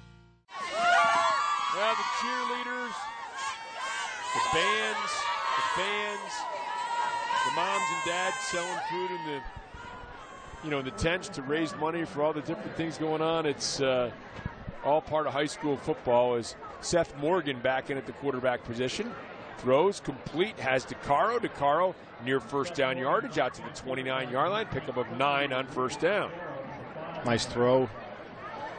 by Seth Morgan there. A little out cut by his receiver to Cafaro. Pick up good positive yards there on first down. They just need to build off of that. Continue to build off of the short throws. Get him in rhythm. If they can get Seth Morgan in rhythm, put together a nice little touchdown drive here. They're within 2 scores maybe before going into the half. Right, and you see that clock running. You'd like to see all that maximize evaporate. it Right. and maximize that clock. Morgan throws complete, hung on to, first down yardage, short gain, but Lesota picks up the first down. Getting the ball out of his hands quick, you can see, delivering the football to his receiver. It looked like when he threw that football, his hands weren't even on the laces. Right? That's a hard way to throw the football. Not quite sure if he's just trying to get rid of it quick because of the pressure that the defensive, he's maybe thinking the pressure is going to get in his face, but definitely has a strong arm. He needs to just settle in, take his time, and deliver the football like we know he can. There's Palmer, not much doing there. That is Miguel Jackson. And boy, they have a really fine sophomore class. Not a lot of juniors. Luke Meckler is a junior, but they have a lot of sophomores that are going to be stepping forward and playing for the next 2 years after this one that I think Eric Kasparovich is really high on. And that's the thing about a program, when you're able to get those sophomores who are going to be the next group a lot of valuable playing time in these games when you maybe have a mercy role in the second quarter, it goes a long way because they're not only playing 2 quarters in a varsity game, they're going to play in the JV game and get a full fourth quarter, 4 quarters. Into and out of the hands of his receiver, Sam Lesota. Again, it looks like for whatever reason that Mount Lebanon just rushing things just a little bit. You're kind of looking away a little bit. Just need to bring that in, pick up some yardage. Yeah, just slow it down. a fraction. Just a fraction. They're off just a fraction. As we see whenever the ball's being thrown, it's just a fraction behind his receivers. And what are incomplete passes could potentially be big plays if they could just get their timing down. Morgan back. Morgan throws. This one is complete. Hung on to. This is Walters who picks up the first down. So Tim Walters and Mount Lebanon moving the chain. And that's just what we were talking about right there. You can see he got time in the pocket. Walters comes in on a crossing route, and Morgan hits him right in stride. Once he hits him in stride, he's able to get upfield and get some more yards, and that's what you need. A solid protection, a nice throw, a good catch, and you finish it with yards after contact. Walters moves from left to right.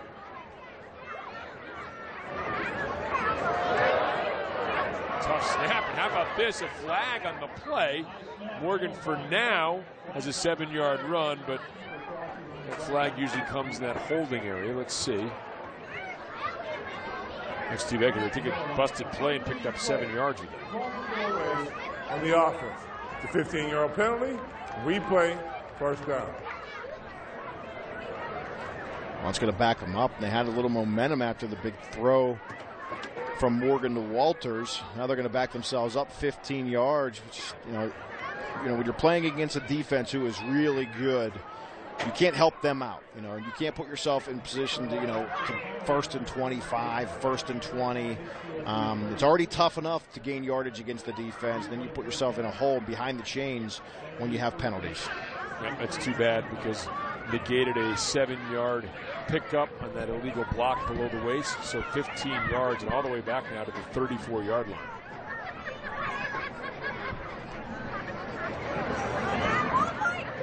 Morgan back and complete out to the 45-yard line. This is Walters again, and Walters will wrestle forward out to about the 47.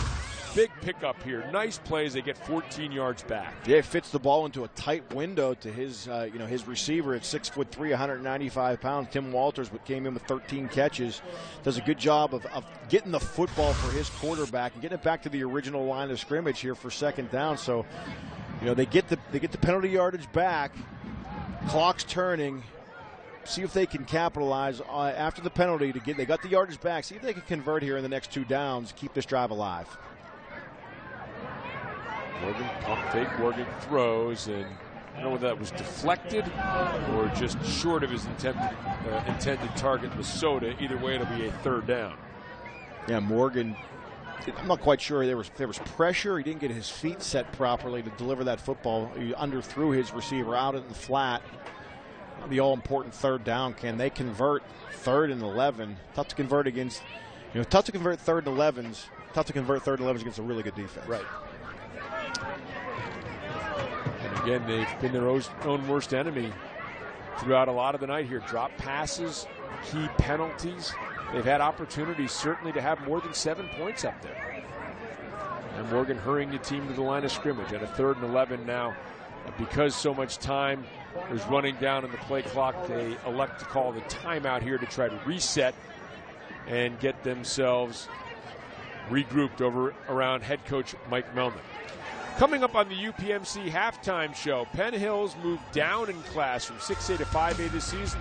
Decision is paid off thus far, plus the Tribs. Kevin Gorman will showcase some of the top prospects in the WPIAL, and he'll reveal our matchup for next week on ATT Sportsnet. That and much more coming up on the UPMC Sports Medicine halftime show. I know where we're going, but I'm not going to say. I'm going to let Kevin Gorman reveal it. All I can tell you is I'm looking forward to it. Always. It's going to be a really interesting matchup in more ways than one. But we can't tell you what it is. You got to stick around for the UPMC halftime show. Robbie will be out at Pine Richland. Speaking of the halftime show, the cheerleaders getting ready, the band's getting warmed up for both teams. Those schools 3rd and 11 now. It's Evan Jones in motion. Get back to Jones. Remember, he is a quarterback, wants to throw it, and oh boy, had his man again. A well-designed play. Ventrone was running open, and Jones just overshot him. Yeah, they go with a little trick play, a little misdirection. They're able to sneak the backup quarterback into the game. He just doesn't deliver the football to his receiver in the flat. I'm not quite sure he would have picked up the first down, but it would have gave him a shot if he puts it on the numbers to pick up the first down and keep this drive alive. Instead, they're going to punt the football away to this Pine Richland Rams offense. Charlie Gordon with a kick. And Meckler calls for the fair catch inside the 20, about the 18-yard line, which is where this potent Rams offense will take over, and we do have a flag on the field.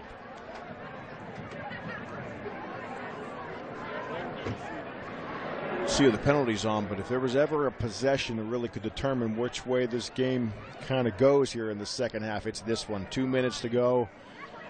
Mount Lebanon kind of got themselves, within 3 scores. Can their defense hold, get out of here being 3 scores, or does this Pine Richland offense put a drive together and punch one in before halftime? And assuming it's Pine Richland's ball, I would be dumbfounded, flabbergasted, shocked, dumbgasted, flabberfounded if they didn't try to get more points here. No question about it. The way Cole Spencer's delivering the football and the efficiency with their offense, you got to think they're going to try to run that 2-minute drill and punch one in. So the indication is hold on the receiving team. That would be Pine Richland. On the previous play, we have hold on the receiving team. 10-yard penalty from the end of the rush. It'll be first down. I'll get it for you.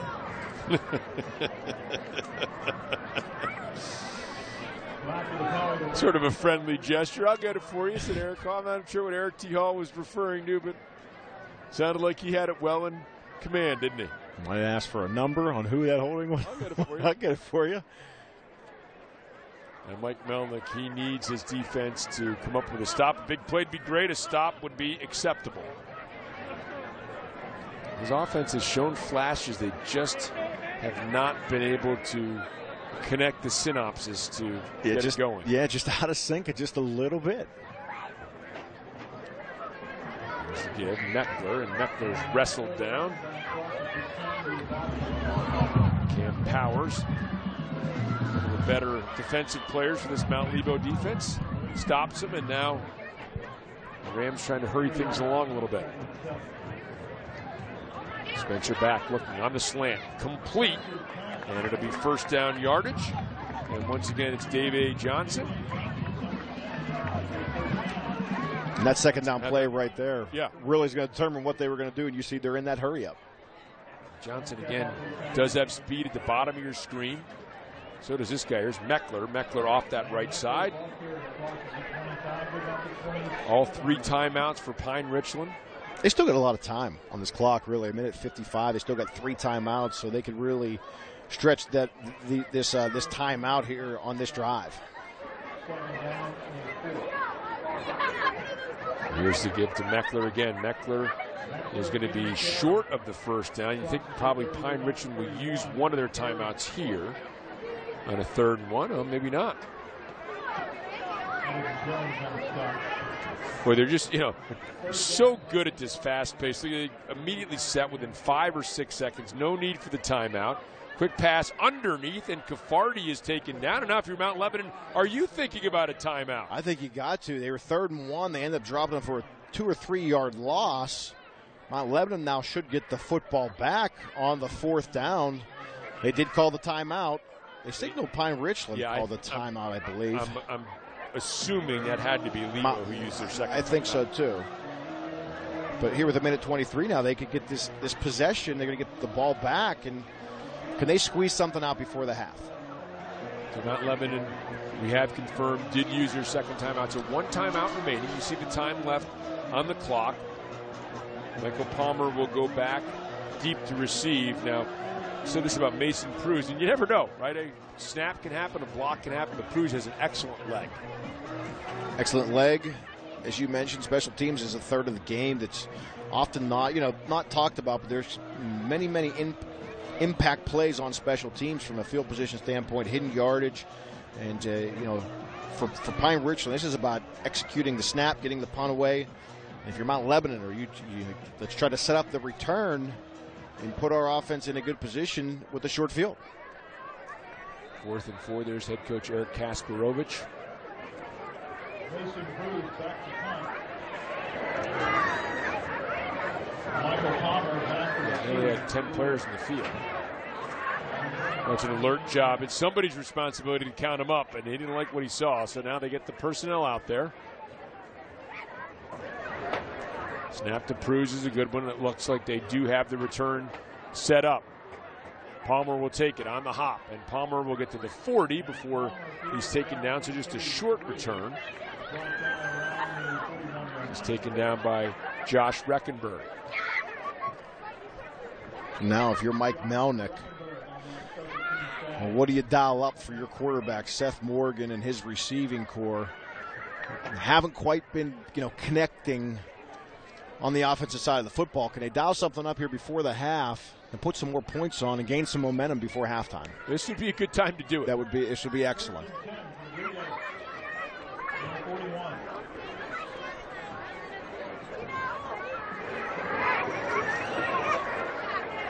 Morgan back. Morgan under pressure, spins away. Now throws deep downfield, has a man down there. Oh, and it's knocked away. Meckler and Ventrone battling, or Meckler and Lesota battling, I beg your pardon. And Meckler able to bat it away.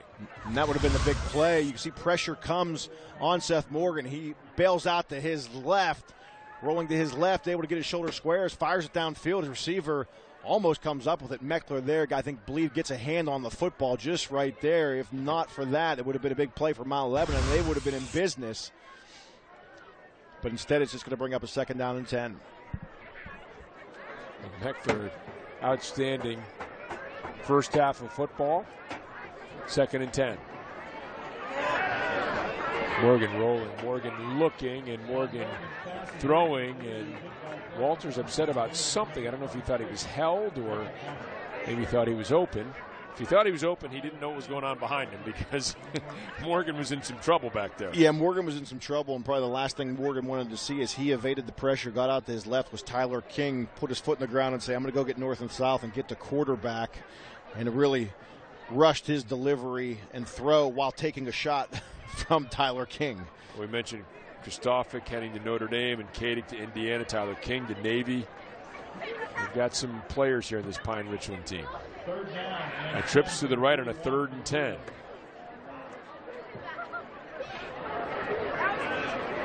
And the quarterback draw. Morgan will keep, and Morgan loses the football, pounced on by Mount Lebanon, but that's going to be enough for a first down. Nice third down pickup right there by Seth Morgan, getting north and south, picking up the first down. Now they're going to go into the hurry-up mode. It looks like they're huddling with 52 seconds to go.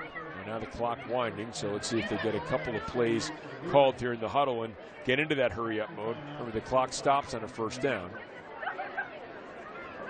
Morgan back. Well, Palmer does a nice job picking up the blitz. Now Morgan rolling to his right.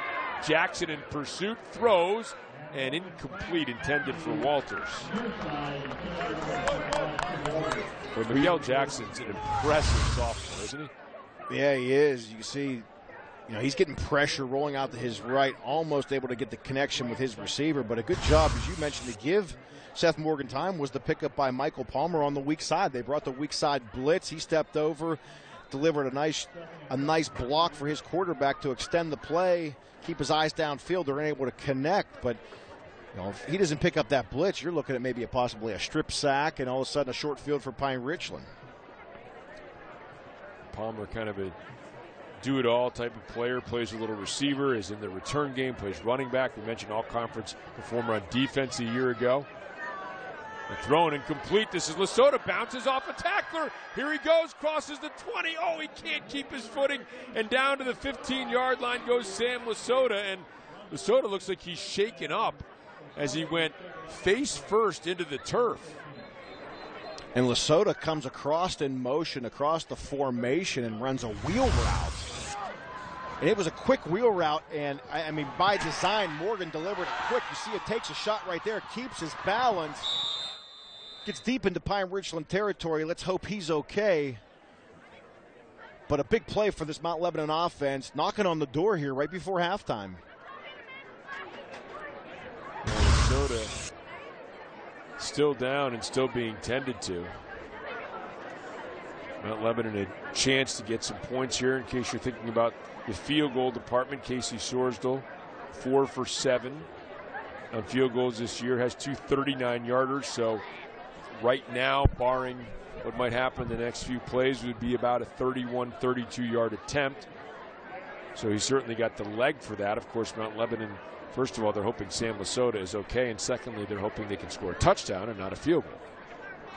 Yeah, definitely need to get one in the end zone with 28.5 seconds to go. The most important thing, though, is to come away with some sort of points. And on his feet is Sam Lasota, the junior. Came in with 12 receptions, a couple of catches here this evening. Let's hope he's okay. Getting a nice hand.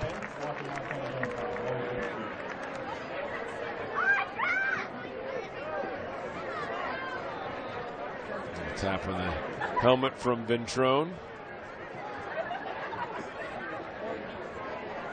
Soda came in with 12 receptions, averaging over 25 yards a catch.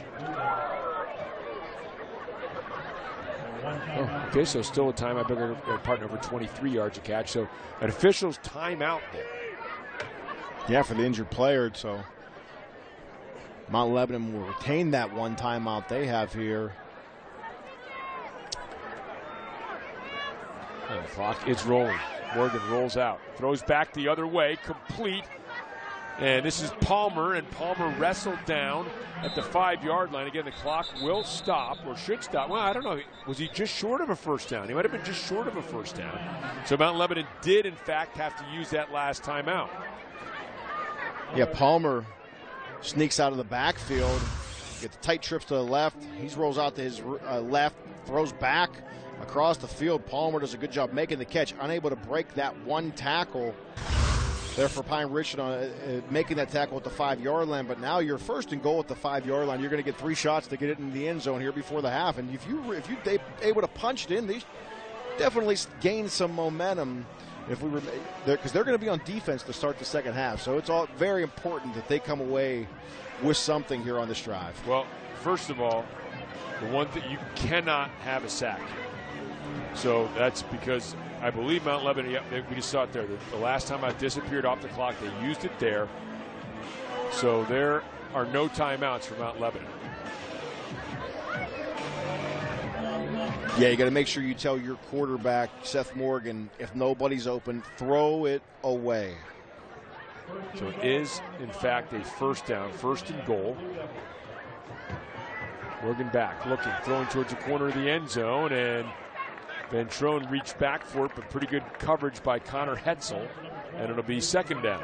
Yeah, one-on-one on the outside. You got your receiver and defender, and that's just a fade route, to the wide side of the field. Morgan and his receiver unable to connect, but only took 3 or 4 seconds off the clock, so they'll get another couple shots at the end zone.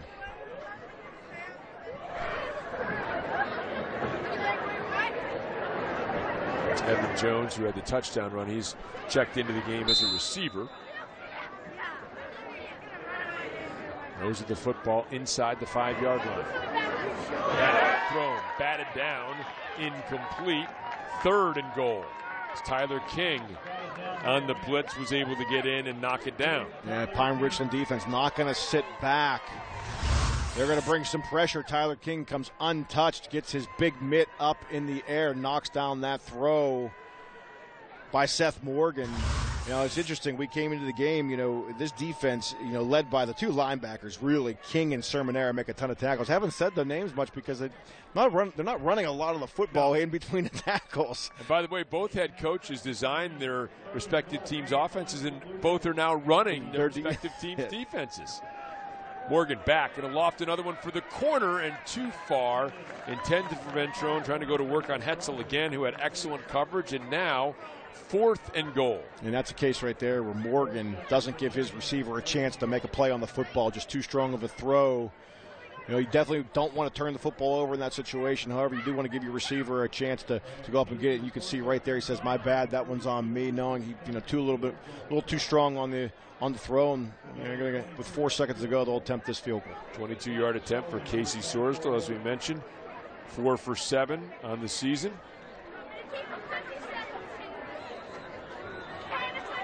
And now Pine Richland will use a timeout. Going to try to ice the kicker before the half. Could be, or they could be worried about a potential fake.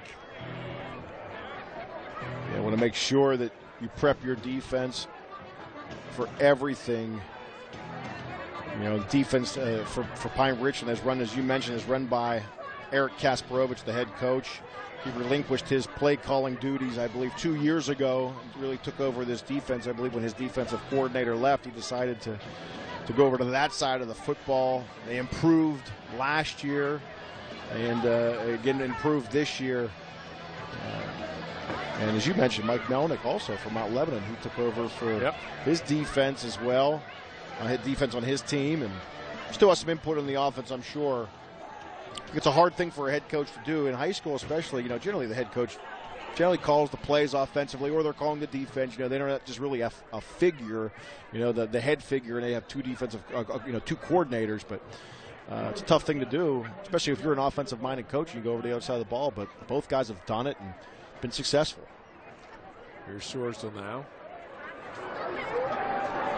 Hold is down, kick is up, and Casey Sorsdal boots it through. So Mount Lebanon is able to come up with a couple of late stops. Down 28-0 at one point, and now a touchdown and a late field goal on the final play of this first half, and Lebo goes into halftime with a little bit of momentum. Give them credit. They could have easily folded the tent when they were down 21-0, and the momentum clearly in Pine Richland's favor. However, they got the spark from the backup quarterback when he comes in on a one play. Evan Jones comes in for a series at the quarterback position, runs for an 80-yard touchdown run, gave them a little bit of confidence. And from that point on, they've kind of settled in and have been kind of matching Pine Richland from an offensive and defensive perspective, and got themselves back in the game. Yep, 28-0 to 28-10 as we go downstairs. Robbie and Smikowski with head coach Eric Kasparovich of Pine Richland. Yeah, Rob, so you outscore them, Eric, 21-0 in the first quarter. They outscore you 10-7 in the second. How do you assess your team overall in that first half? Yeah, we got out to a fast start, and they were able to get some things figured out. And then that drive we were down here, I think we had 3 touchdowns or 2 touchdowns called back. That was back-breaking there and then, give up the big play on that long run. So we got some things we got to fix. We're playing hard. We get the ball and hopefully take it down the field and score. And when you get that ball, Eric, Cole Spencer arguably playing his best game of the season, maybe of his career. You'd be a better judge of that than we are. But what are you seeing from him in terms of consistency and efficiency? Yeah, he's not trying to do it himself. He's delivering the ball to the guys, making runs when he needs to. We got to shore some things up and come on and play hard here in the third quarter. Thank you, Eric. Thank you. Rob and Chris? Robbie and Eric, thank you very much. As Pine Richland jumps out to a 28-0 lead, 10 unanswered from Mount Lebo to cut it to 28-10 at the half. The UPMC halftime show is coming up next.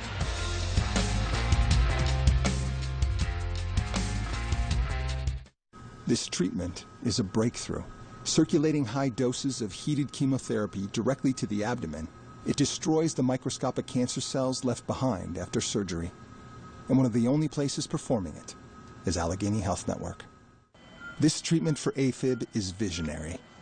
Using ultrasound and 3D mapping instead of radiation, doctors can now treat the heart rhythm while increasing patient safety.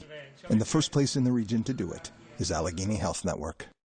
Whatever you paid for tires, you were paying too much, but not anymore. Introducing Barrel Tires Direct. Now get your tires at the absolute minimum price, direct from the factory. All brands, any car or truck. Plus a road hazard guarantee, lifetime rotation, factory certified technicians. All for one low price with a price match guarantee. And look for some great deals right now at barreltires.com. New Barrel Tires Direct. Hi, I'm Ray Reale, General Manager of Napleton Chrysler Dodge Jeep Ram in Elwood City. I wanted to invite all my friends and family and all my previous customers to come down here to Elwood City to come see me today. 2019's arriving daily. We have to make room. Drive a new Compass from $179 a month, or it's your choice. Get a new Renegade or Journey from only $18.9. And Ram Quad Cabs start from only $234 a month with no money down. Napleton Chrysler Dodge Jeep Ram in Elwood City. Pittsburgh, we invite you to experience the Motor Trend Car of the Year, the 2018 Alfa Romeo Giulia, starting at $38,195.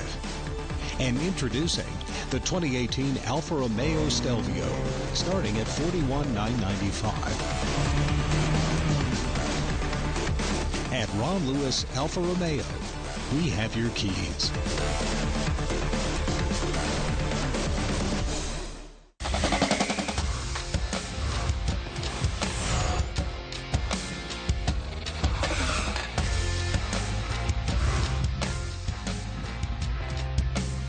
Here we are back at Pine Richland Stadium. The Rams were out to a 28-0 lead, but the Mount Lebanon team has come back to score 10 unanswered points, including a field goal at the buzzer here at beautiful Pine Richland Stadium on ATTP Sportsnet. I'm Robbie Mikowski. It's 28-10 Pine Richland here at the half, and we welcome you to the halftime report. Well, as you can tell, you look at the graduation rate of almost every productive starter for Pine Richland there in the 2017 season at the conclusion of that year. Hasn't really affected the offense much here in 2018. It seems like they picked up right where they left off. So how are they able to avoid a rebuilding year this year? Rob King has the answer. Pine Richland, for the first time ever, is a PIAA football champion. They'll win the 2017 6A state championship. The final score, Pine Richland 41, St. Joe's Prep 21. The 2017 season was one for the Pine Richland record books. The Rams went 16-0, cruised to a WPIAL title at Heinz Field, and then capped it off with the program's first ever state championship. Obviously a tremendous senior class with Phil Jakovic leading the way and a lot of other just quality seniors. It was special, and looking back at something, myself, my staff, that football team will forever have had that bond and that memory together. As happens with every championship team, time marches on, and the program eventually had to leave that season in the rearview mirror.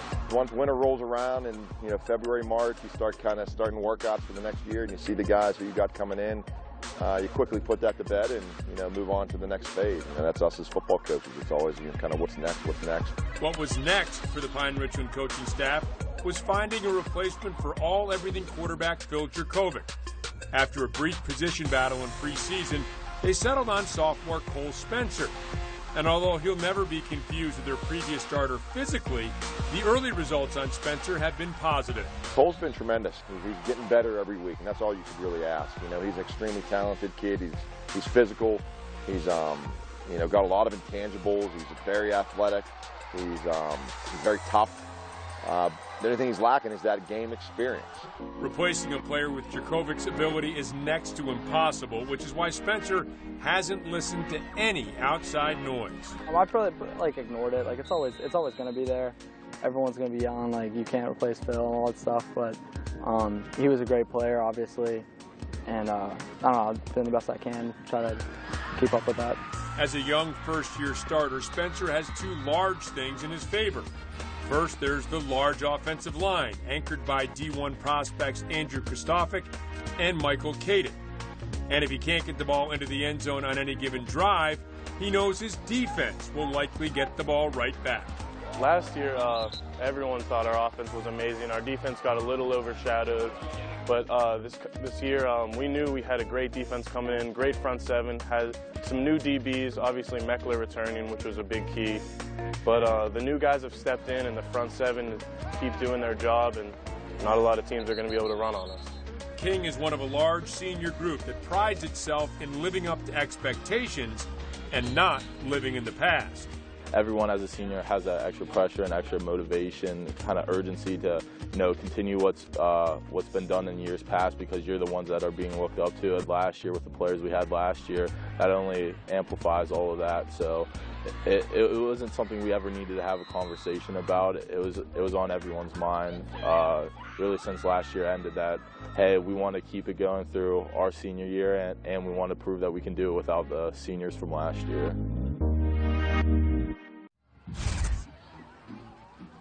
Well, you heard Rob mention Michael Kadek and Andrew Kristofic anchoring Pine Richland's offensive and defensive lines this season. But whose lines will they be anchoring next season? Well, that's a good question. And standing by is the Tribune Review's Kevin Gorman at our North Shore studios for this week's Prospect Watch.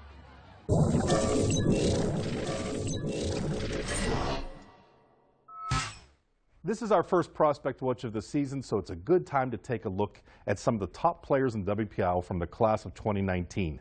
Let's start with a look at some of the top prospects who have yet to make a verbal commitment to play college football. Aliquippa defensive back MJ Devonshire is the latest in a long succession of DBs to come out of Quiptown, some of whom have played in the NFL, from Ty Law to Charles Fisher, Josh Lay, Darrell Rivas, and Tommy Campbell, to current West Virginia standouts Drayvon Askew-Henry and Quantel Raines. Devonshire could be following in their footsteps, especially with West Virginia being one of the schools that is recruiting him. He also got a big Power 5 offer from Ohio State, and Pitt and Michigan State are among the schools that are interested in the Aliquippa star. Next up is a name we should all be familiar with. Shadyside Academy wide receiver Dino Tomlin started off as a track star and a big play receiver, and a guy who was receiving interest from Patriot and Ivy League schools. He's now developed into a Power 5 recruit with offers from the likes of Iowa State, Maryland, and even the Pitt Panthers. Those are two of the top uncommitted prospects, but a lot of the top players in the WPIAL this season have already made verbal commitments to colleges, starting with North Allegheny cornerback Joey Porter. At 6'2", he's a coveted guy because of his size and speed, and he was also coveted by some schools all across the country. His final five included LSU, Nebraska, Miami, Pitt, but Joey Porter Jr., a day after the Nittany Lions beat Pitt at Heinz Field, where his dad starred for the Steelers, Joey Porter Jr. committed to the Penn State Nittany Lions. Speaking of schools that just played at Heinz Field, Syracuse landed a good one in Gateway wide receiver Courtney Jackson. He committed to the Orange after leading Gateway to the WPIAL Class 5A championship in the state final, and it looks like he has Gateway back in the hunt for a repeat as WPIAL champions. And two of the biggest prospects, quite literally, line up right next to each other on the Pine Richland Rams offensive line. Andrew Kristofic and Michael Kadek are both Division I recruits. Kristofic, the bigger of the two, at 6'5", about 300 pounds, has committed to Notre Dame, where he'll play with the Fighting Irish with former Pine Richland quarterback Phil Djokovic. Michael Kadek has committed to Indiana, despite having offers from Pitt. You're talking about a guard and a tackle in Kadek and Kristofic. Two guys both heading to the state of Indiana, just having to go to different programs. When we return on the UPMC halftime show, Penn Hills was a 6A semifinalist a year ago. So does a drop of 5A this season almost guarantee the Indians a championship run? We'll find out. It's 28-10 here, Pine Richland over Mount Lebanon. The true value of a college education is only realized after you graduate. Point Park is an affordable private university that's big on a return for your investment. When you're prepared, success comes naturally. Surprisingly affordable. That's the point. Point Park University, downtown Pittsburgh.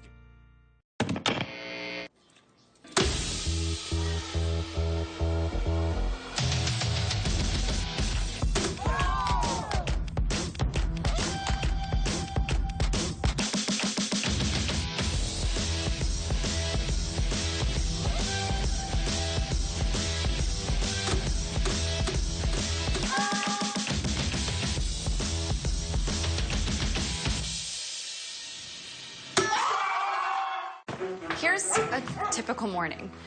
Here's what it's like when you add an earache and a fever. Here's how many doctor's appointments I need to make, and here's how much time I have. Here's me calling our healthcare concierge so that she can take care of all that while we take care of this. All the help you need, plus full access to UPMC and other doctors and hospitals in your community. Experience the performance of Toyota cars. Sporty styling, reliable tech, and leading safety features. Get to your Toyota dealer now during Toyota's big event. Are you in? Now, lease a Corolla for only $199 a month, or buy a Camry with $1,000 cash back, or 0.9% APR financing for 60 months. Toyota's big event is on now. Toyota, let's go places. The Trib Live High School Sports Network is your home for high school sports. We broadcast over 2,000 high school sporting events each year. Visit us online at hssn.triblive.com and find the latest in high school sports news, along with live and archive broadcasts, scores, stats, standings, and more, including premium shows live from the Excella Health Studios, the official video and audio streaming network of the WPIAL. Shaped by the energy and opportunity of downtown Pittsburgh, the Point Park University experience is unlike any other. It's a more active, more engaged, more professional education. Ideally located, that's the point. Point Park University, downtown Pittsburgh. Pine Richland scored the first 28. Mount Lebanon has scored the last 10 as we welcome you back to the UPMC Sports Medicine Halftime Report here at Pine Richland Stadium here on ATT Sportsnet. I'm Robbie Mikowski. Well, last season, the Penn Hills Indians were semifinalists in Class 6A, and they played the likes of Pine Richland, Central Catholic, and North Allegheny. This season, they've been dropped down to Class 5A. Now, they're facing some less familiar opponents like Mars, Armstrong, and Hampton. So while they're able to face some unfamiliar opponents, they continue a very similar and familiar trend. That trend is winning. The Penn Hills Indians showed flashes of greatness in 2017 with an explosive offense and some hard-hitting defenders. But they often found themselves outmanned against the likes of North Allegheny and Pine Richland. After moving down to 5A this season, the Tribe is undefeated and ranked as one of the top 2 teams in their class. It's definitely a goal to the team. You know, where we were last year, semifinals of the Whitfield Championships, and what we were coming back with, the team we were bringing back. We had lofty expectations. Try to keep these guys humble though and take it one week at a time. We haven't, played the powerhouses in 5A yet, so I don't know how that's going to be, but I know we'll be prepared. The Indians' overall schedule has been softer this year, but there was nothing soft about their season opener at defending Ohio state champion Steubenville Big Red. After falling behind early, Penn Hills rallied for a 21-14 victory. Probably one of the closest things I've ever played to a college game. I'm glad we were able to get it scheduled because that was such a really fun game. It came down to the last possession, and it was just a really fun game, and we got that big game monkey off our back. A lot of people didn't believe that we could show up in the big games, and so we just wanted to prove to everyone that we were able to do that and that we were ready to rock and roll this season. Since that win in Ohio, the Indians have been simply dominant. They've yet to win a game against a Whitfield opponent by less than 3 touchdowns. Those lopsided scores have been fueled by a big play passing game. having Hollis Mathis at quarterback, being a 2-year starter in this system now, understanding what we expect out of him, making the plays, doing the reads. He's doing a great job spreading the ball around out there. And if an opponent tries to take away the Indians' aerial assault, they also have a ground weapon in the aptly named Terry Tank Smith. He's definitely our workhorse on offense. Obviously, we got a lot of guys on the perimeter that help spread the defense out. Tank's in there getting the tough yards. If you watch some of the games, he's bouncing off tackles. It's taking 4 or 5 guys to bring him down. This motor never stops. Thomas and Smith recently committed to play together at the next level at Howard University. And they are not the only college prospects on the Indians roster. Wide receiver Dante Cephas recently committed to Kent State. Defensive back Corey Thomas has a handful of offers from MAC programs, and slot receiver Daquan Hardy will make his college selection between schools like Michigan and Nebraska. Each person's different. They handle it differently. We talk a little bit with the players about their future and what they're thinking about college. Some want to address it now and get it out the way. Others want to let it play out for themselves. They're doing a good job remaining focused on what they need to do here, though. That focus is on taking each week as it comes. But everyone in the eastern suburbs has their eyes on one potential playoff matchup that seems inevitable. Penn Hills versus Gateway. There's always outside talking about Gateway, Penn Hills, who should be the #1 seed and all that. I'm just worried about my regular season right now, and then when that time comes, so we'll see. As far as the Gateway goes, we talked to some of the guys, and a lot of us are on the same page as far as we're rooting for each other until we have to play each other, because at the same time, we've known each other for a really long time, so a lot of us are rather close friends, so it'd be kind of odd for us to have any type of malice towards each other, so we've been pretty supportive of each other, especially because we all played like 7-on-7 together, so it's been pretty cordial. So I'm just excited to go out there, and when we finally do get to play, it will be a really fun game, a game for the ages, one that'll set the Whippy on fire for sure.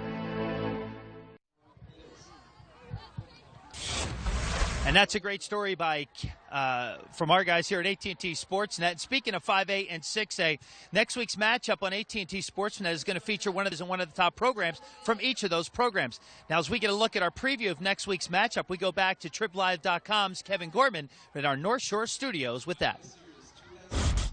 Over the years, this network has televised hundreds of high school football games, many of which included legendary coach Bob Pelko. Next week will mark the last time that Coach Pelk is on our air, as he is in the final season of a long and successful career.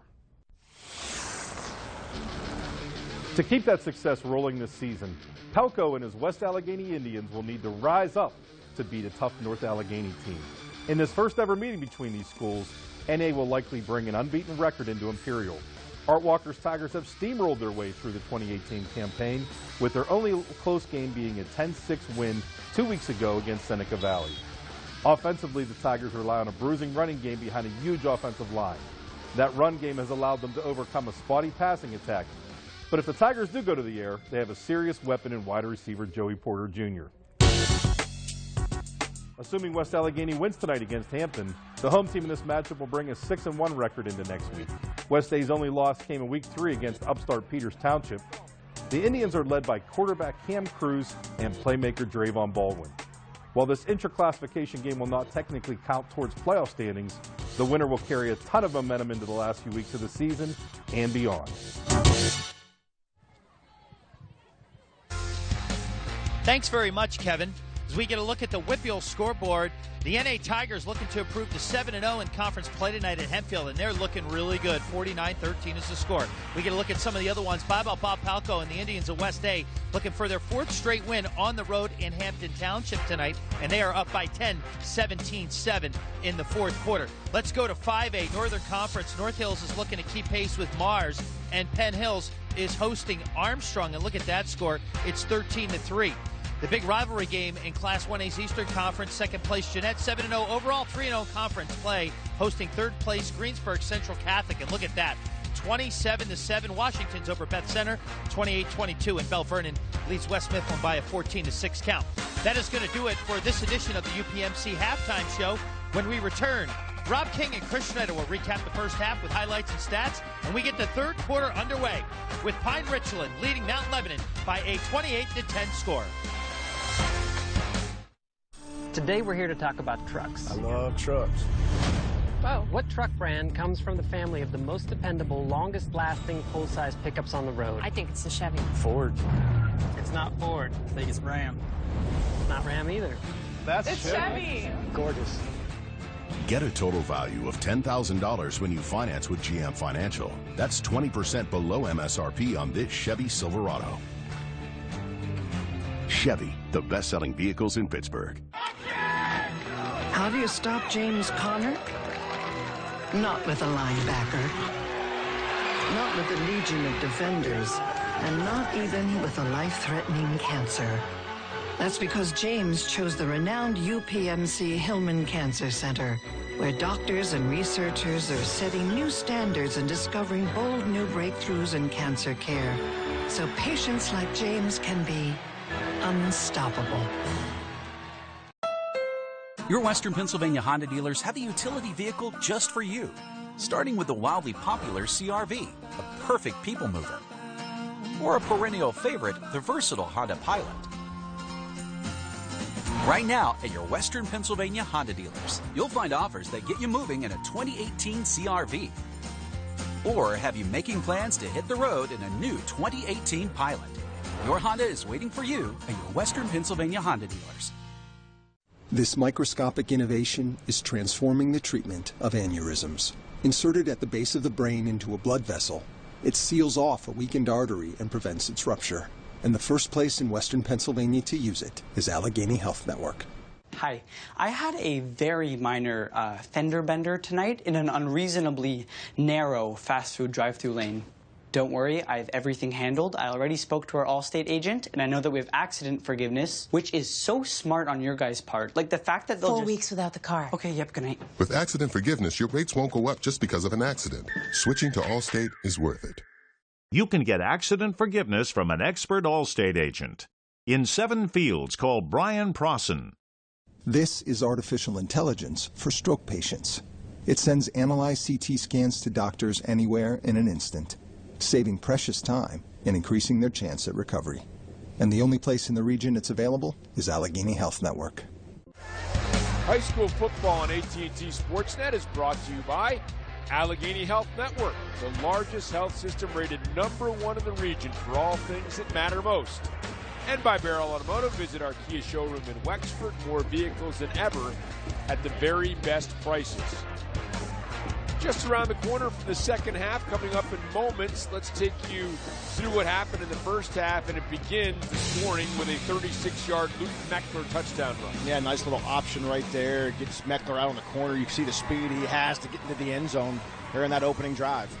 And then, how about this? Meckler, a long touchdown return, a 54-yarder on an interception. Yeah, does it on both sides of the football. Very good football player, Meckler is. And then the fumble here, but it's Tyler King who falls on it in the end zone for the touchdown. So it's 21-0 Pine Richland at this point, and then a terrific grab by Luke Miller on a fine throw into the corner of the end zone by Cole Spencer, makes it 28-0. And how about Evan Jones? One play at quarterback, 80 yards, as you said, untouched for the touchdown. Yeah, little spark there, giving their quarterback, Seth Morgan, a little break. Evan comes in, does the rest, one play, 80 yards, as you mentioned, gives them a little spark. Casey Shorsville follows up with a 22-yard field goal in the final play of the first half. And let's take a look at the first half statistics. And you would think maybe hugely in favor of Pine Richland, but really not that much. No, not that much. I mean, in this Mount Lebanon offense has kind of been out of sync, for a lot of this first half, still win the football game, but pretty, even across the board, 28-10 football game, 3-possession game. Mount Lebanon is going to come out here in this third quarter, get a stop, get that offense back on the field. They seem like if they can get some rhythm and some momentum, they should be pretty good to go. Well, some drops were key, and obviously the interception return for a touchdown, as you mentioned, in the final 14-point swing there. Mount Lebanon can be thinking about what might have been as we take a look at homecoming. Oh, man, you remember those days, homecoming? How big it was, how important it was, how huge it was? Yeah, it was. You had the dance coming up, you had the Friday night football games, the school spirit, you can see the kids are living it up nowadays. Whoever the homecoming queen was, congratulations. Yeah, I've got a reunion coming up this weekend in Cooperstown. Well, I'm not going to it, unfortunately. I'll be here, but yeah, great memories bringing back to the high school days as we see the opening kickoff of the second half returned out to about the 35-yard line. And let's take a look at Chris's keys for the second half. Yeah, for Mount Lebanon, it really is getting some rhythm offensively. We saw them kind of, bogged down a little bit at times, and they had some big plays here and there, so they got to find a way to get some offensive rhythm. And for Pine Richland, it's about staying aggressive. They jumped out early, kind of got stagnant there in the second half. I think you're going to see their coach in this offense and defense really get aggressive here and try to put a couple nails in the coffin here in the third quarter by being aggressive. Ball at the 35, almost the 36-yard line. Cole Spencer bringing Meckler to his right. And will give to Meckler. Meckler is bottled up as it's Michael Frelino leading the charge and might have lost a little bit of yardage on that first play of the second half. Yeah, defensive line does a good job. You can see number 71, Michael Frelino, staying at home there on the zone read. Once he sees the running back Meckler get the football, gets right down the line of scrimmage. And then as the rest of the cavalry comes a calling. Right at the line of scrimmage, so call it 2nd and 10. Meckler off the left side, and Meckler again not much. Jonathan Nelson helping to bottle things up. That's some help from Cam Powers and a short pickup. And Mount Lebo, you can see a little body language, clapping the hands, looking a little excited on defense. Yeah, good job by that Mount Lebanon defense. Maybe we didn't give them enough credit in the first half. I know that they gave up 21 points because 7 of them came on an interception, so they did a pretty good job in the first half themselves. Here's a short pass, and King is able to bang forward, and we saw a lot of that as, Tyler King signals the first down. The opportunity to maybe bring guys down, but King is able to bull his way forward for a first down. Yeah, didn't see much of him in the first half from an offensive standpoint in the game. They're running a lot of 4 and 5 wide receiver sets, but they sprinkle in the H-back there, drop it off to him in the flat. You could see the big guy get his shoulder square and pick up the first down. There's a keeper by Spencer, and Spencer bumped out of bounds, but until he gets deep into Pine Richland territory. They have a whistle, and there's a flag down. I wonder if they got a late hit along the sidelines. Very close down there.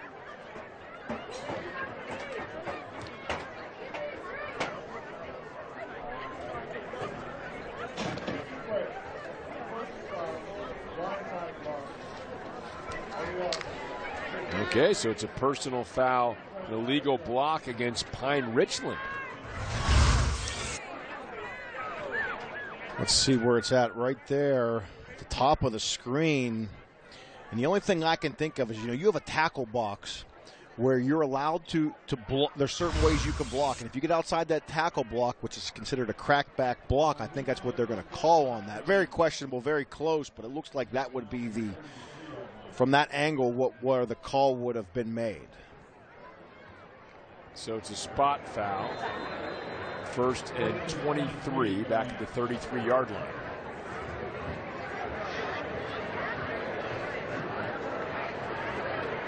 Spencer looks over. In fact, the whole offense looks over. This is such an unusual thing. You didn't see this 15 years ago in football.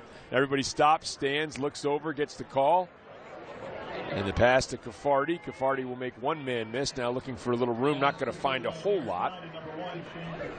Gordon and Palmer in the stop. But short pickup out to about the 37.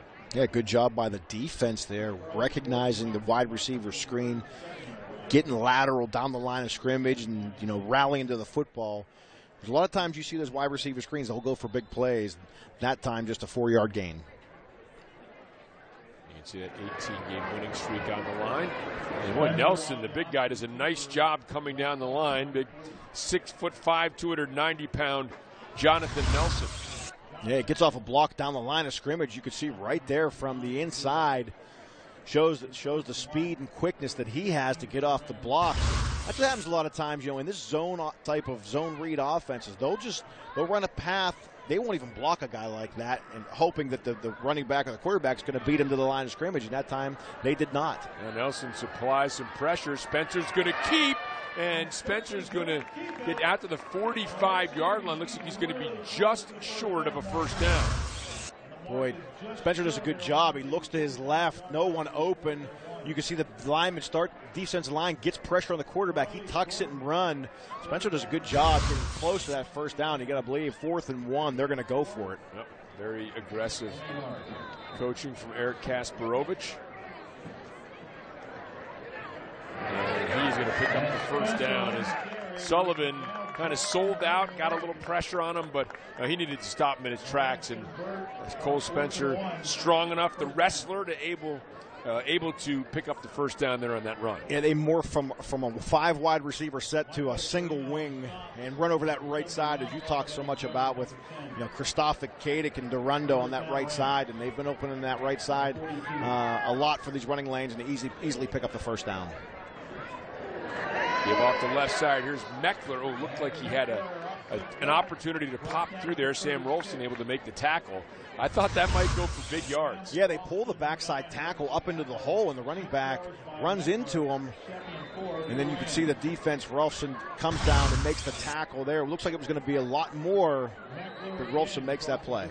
Palmer does a great job of coming up and tripping up Meckler right at the line of scrimmage. So it'll bring up a 3rd and perhaps a long 3. Yeah, these linebackers for Mount Lebanon, Rolfson, Greenwood, McLean, Palmer doing a good job of making good, sound, fundamental tackles when they get to the ball carrier. We'll call it 3rd and 2 as Meckler able to bang through there. So we've seen Meckler fleet of foot, but not afraid to lower the shoulder and bang for some much-needed yardage. Yeah, nice collision right there by the running back and linebacker. And matter who determined, who to get that first down. Meckler did there on that carry.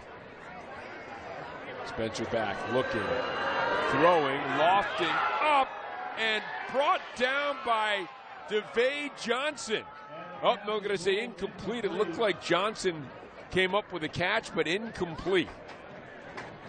Yeah, Johnson on the post, and the coverage was there, and Spencer threw it up for him. You can see he goes up high points of the football. That ball did definitely hit the ground. You can see it right there. But a good effort. Almost comes down with it, but not able to control it. Ball bounces, and the referee's right there to make that call. You could have seen it right by his right ear there as Spencer lunges forward down to about the 26-yard line. You mentioned the diversity of this offense. We haven't seen Anthony Sermonara, who is a short yardage back, to the tune of 16 carries. He has 6 touchdowns. So he's a guy they bring in a lot of times when they, one more element where they can bring a guy in to get that short yardage pickup. Yeah, this team's built to run a lot of different variations of an offense. Meckler trying to step out of a tackle. Can't do it. Wrestled down behind the line of scrimmage. That's Ben Greenwood who comes up with a stop. Well, finally, Mount Lebanon makes a play on 3rd down. 3rd and 7. They get penetration into the backfield, dropping him for a big loss, Meckler. And now it's going to bring up a 4th down. Does the field goal kicker have enough leg? I think he's got enough leg, but I don't get the sense. Eric Kasparovich said he thought maybe he could eventually kick a 50-yarder. Yeah, I was going to say, he'd be right about 50 yards right there. That's not one he feels comfortable with right now. So instead, on a 4th and 13, Spencer back has plenty of time, throws underneath and has a receiver wide open. Then that's Johnson, and that's a first down on a 4th and 13 for Eric Kasparovich's team. That looks like that might have been busted coverage on the back end. I don't know if they were in zone or man, but you got a 3-receiver route waiting for that in receiver to come inside. And Spencer does a great job delivering a strike. And here's the keep by Spencer. Spencer lowers the shoulder, bangs through a would-be tackle, and gets down inside the 10 to the 5. And Spencer's on the hurry. He wants to keep this offensive momentum rolling. Zone read, he gets outside, watch him lower his head right there, bounces off the tackler, delivering punishment, finishing that run. Now they'll slow things back down. It's a 1st and goal.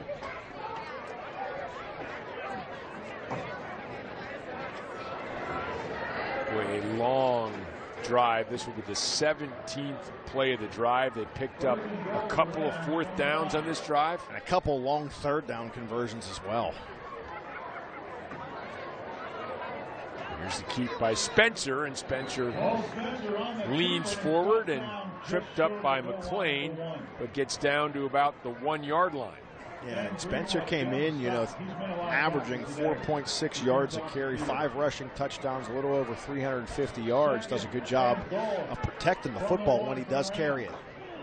And there's the give to Caleb Schweiger and Caden Schweiger, I beg your pardon. Schweiger is in for the touchdown. Remember, he had an opportunity earlier, lost to football. King fell on it this time. Both arms wrapped around it. Schweiger in for his second touchdown of the season. Yeah, and for as fast as this offense likes to go, they took off some serious time off the third quarter clock right there, finishing it off with Caden Schweiger, his second touchdown of the year. An impressive opening drive for this Pine Richland Rams offense to kind of get balance back in their offense, throwing and running the football. They did it like they've done it all year, taking care of the football. Cruz is able to boot it through after the Schweiger short touchdown run. Impressive opening drive, some fourth down conversions, and a fifth touchdown. This is a huge advancement in mitral valve surgery. This robotic system enhances both precision and control, helping accomplish even the most complex cases, all without opening a patient's chest. And the only place in Pittsburgh this procedure is available is Allegheny Health Network. This is artificial intelligence for stroke patients. It sends analyzed CT scans to doctors anywhere in an instant, saving precious time and increasing their chance at recovery. And the only place in the region it's available is Allegheny Health Network. This is our hometown. Beryl Chevrolet has been here for over 60 years. And for all that time, we've been making a difference in helping our neighbors, friends, and customers find new roads. And to make it even sweeter, just walk in the door and we'll beat anybody's price. It doesn't get any better than this. You're always welcome at Beryl Chevrolet. And right now, check out the tremendous deals at BerylChevy.com. Well, Mount Lebanon had a couple of chances to try to get Pine Richland off the field, some fourth down conversions, as you mentioned, some long third down conversions. And the Rams, Cole Spencer leading another scoring drive, 18 plays, 64 yards, 545. Most impressive, great confidence by Eric Kasparovich and his team. And, you know, Pine Richland sees back any momentum it seemed Mount Lebanon might have taken into halftime. Yeah, they have a veteran offensive line, 5 seniors up front. You challenge those guys at a halftime. You say, we need you guys to take control of the line of scrimmage. And Mount Lebanon, they were doing a good job. They were forcing some third and longs and some fourth downs. However, Pine Richland was able to convert. Now Palmer able to get out close to the 25-yard line before he's taken out of bounds. Dragged down there by Tyler King. So the first drive of the second half for Seth Morgan and company for Mount Lebanon.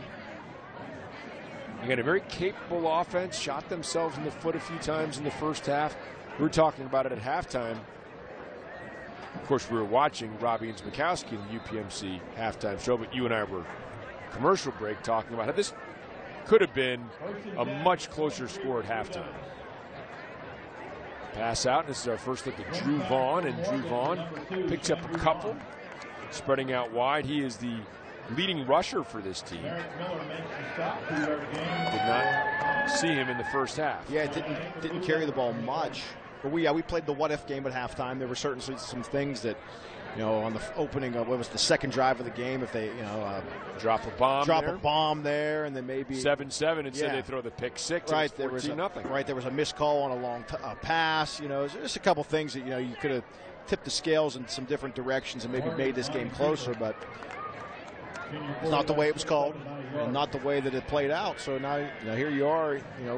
Mount Lebanon did a good job to get it to within 8, but then Pine Richland comes out in the third quarter, really kind of taking control on a long six-minute drive and put it in the end zone. There's King with a stop after the 2-yard gain by Morgan. So 3rd and 6 now for Mount Lebanon. 3rd and 6 for Blue Devils. Now big plays here. Seems like when Pine Richland's needed to make the big play, they have. Morgan pitches it out there, and this one is brought in. First down yardage and more for Evan Jones. So Jones ran one in for 80 yards as a quarterback, and now as a wide receiver hauling this one in for a first down. Yeah, Jones runs a little corner route, and it's open because they got the tight end running down the seam that holds the safety over the top, and then you see Seth Morgan deliver a nice pass, pick up a big gain there into Pine Richland territory.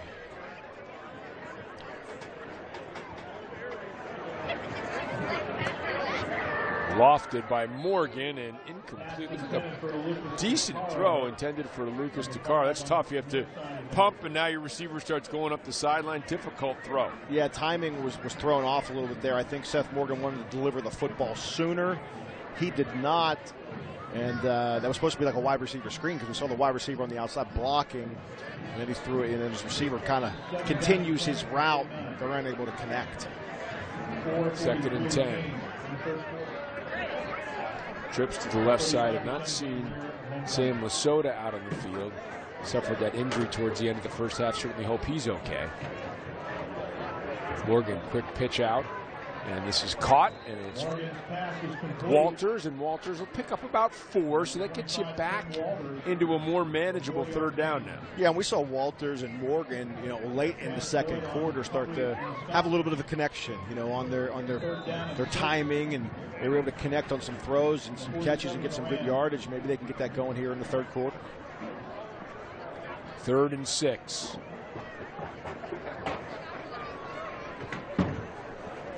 Mount Lebanon, a team that, if they can get some things ironed out here, could be an interesting team come playoff time. Now the pump fake and the long pass downfield. Well, that worked on Stenson early in the first half. It didn't work this time. Learned his lesson the first time. He lost his footing, in the first half. And luckily, they didn't catch the ball. This time, he was not fooled stride for stride with that receiver, making it a 4th down. So 4th and 6. And it looks like they're going to leave the offense back out on the field here, or send it back out on the field on a 4th and 6. Pine Richland was able to pick up a couple of 4th downs on their opening drive to begin the second half, and now Mount Lebanon finding themselves down 25 points. They've got a little bit going offensively. Want to see if they can keep it going here and pick up the 1st down. Picaro in motion. Morgan back, looking, throws underneath and caught.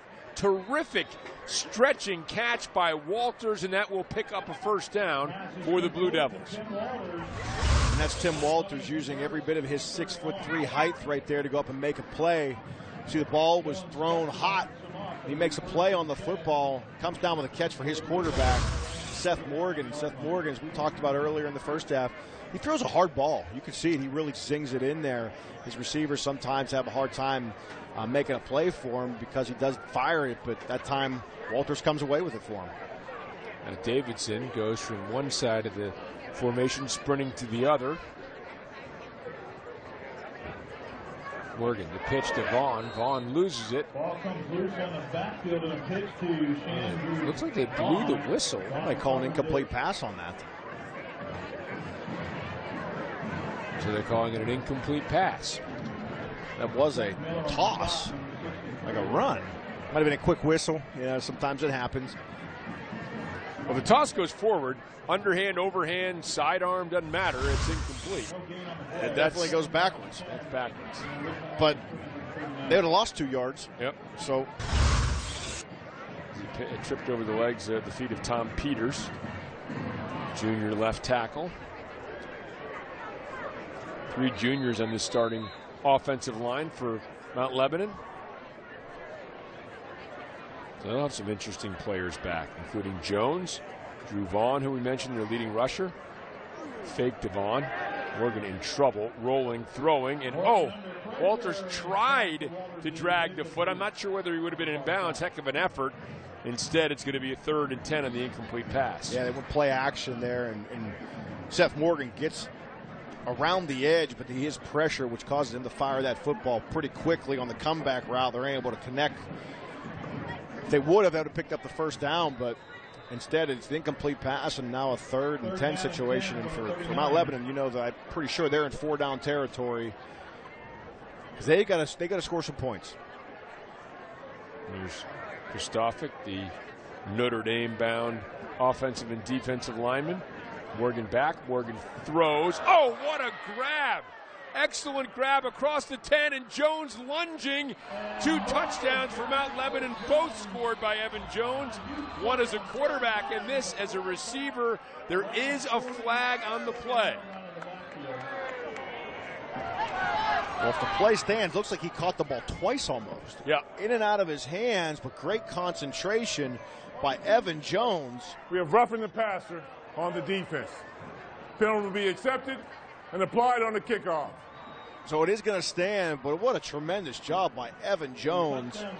Boy, and give Seth Morgan credit. He delivered a bullet in there, and there was some heavy coverage. In and out. Catch it. Almost caught it with his fingertips. Great concentration. And then to finish the run after the catch. Fantastic. A night Evan Jones, I would think, would remember. A pair of touchdowns. Caro and Jones going over exactly what happened. Sorsdal kicking the extra point. It's up. It's good. It's 35-17. It's a response by Mount Lebanon. And you wonder what they might do with this extra yardage on the kickoff. We'll see in a moment. But Jones, a circus grab and run for the end zone, and it's 35-17. You choose 4 years of talking about the real world or 4 years immersed in it. After a hands-on, career-focused education, Point Park University graduates enter the workforce prepared to succeed, professionally designed. That's the point. Point Park University, downtown Pittsburgh. The Trib Live High School Sports Network is your home for high school sports. We broadcast over 2,000 high school sporting events each year. Visit us online at hssn.triblive.com and find the latest in high school sports news, along with live and archive broadcasts, scores, stats, standings, and more, including premium shows live from the Excella Health Studios, the official video and audio streaming network of the WPIAL. Everyone deserves a decent place to live. Everyone. Decent shelter is something we all need to thrive. Through shelter, we empower. Visit Habitat.org to provide help to families like these today. High school football on ATTP Sportsnet is brought to you by Allegheny Health Network, the largest health system rated #1 in the region for all things that matter most, and by TribLive.com. Visit TribLive.com for news and more 24/7. So the touchdown to Jones on the receiving end, a heck of a job, a bobble, a corral, a run, a touchdown. On the other end, a roughing the passer call. And you see Kristofik here.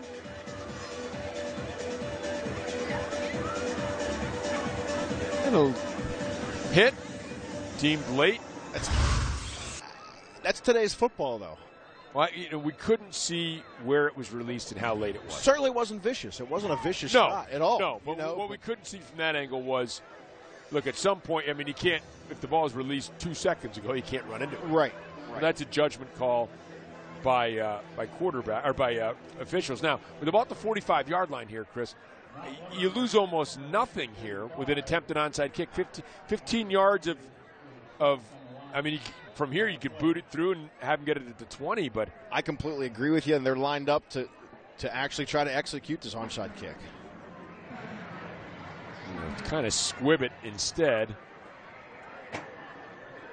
And this is Caffardi, and really you wind up neither here nor there. It wasn't really an onside kick. You didn't boot it out of the end zone, and so Pine Richland will have very good field position. I don't know if that was one of those ones you're trying to ricochet it off one of the up guys. I'm not sure. Maybe just squib it and hope it rolls around back there somewhere. And after the return is essentially where if you had kicked the onside kick, they'd have got the ball anyway if they would have recovered it. So, I mean, they didn't gain much. You can see Mike Melnick looks like he wanted something a little different, and maybe they just didn't execute it properly. And that happens, sometimes. It's not a play you practice a ton, but you got to be able to execute it. It's also high school football. It is. Right? It is. You have to remember that these guys aren't, they're not getting paid. No, they only got so much practice time. Right. An unusual formation. And the keep by Spencer, and Big Nelson gets his hands around him. Gets a little help from Ben Greenwood. Jonathan Nelson, big guy, 6'5", 290. And, watching some tape from here earlier this week, impressed by the fact that he just keeps coming. He's a big guy. Sometimes those big guys get tired, and he just keeps coming along. Doesn't give up on plays. Tyler King upended there, and looked like he was chopped down low and able to kind of stagger to his feet. Boy, he wants to stay in the game. Yeah, I know he doesn't want any whistle. He doesn't want to come out of the game. Yeah, drop it off to the H-back fullback. You'll see the coming in from the side right there. Oh. Ooh, right on his knee. His it's foot was Palmer planted. It looked like he almost, and that, I don't, you don't want to speculate what it is, but you could see he was planted when he got hit, which is the scary part of the knee possibly hyperextending. Well, you've taken those hits. Oh. They hurt. Those blindside low hits like that, ooh. And it's not a dirty tackle. No. It just so happens he's planted when he gets hit. It's just, Now Spencer on a third down.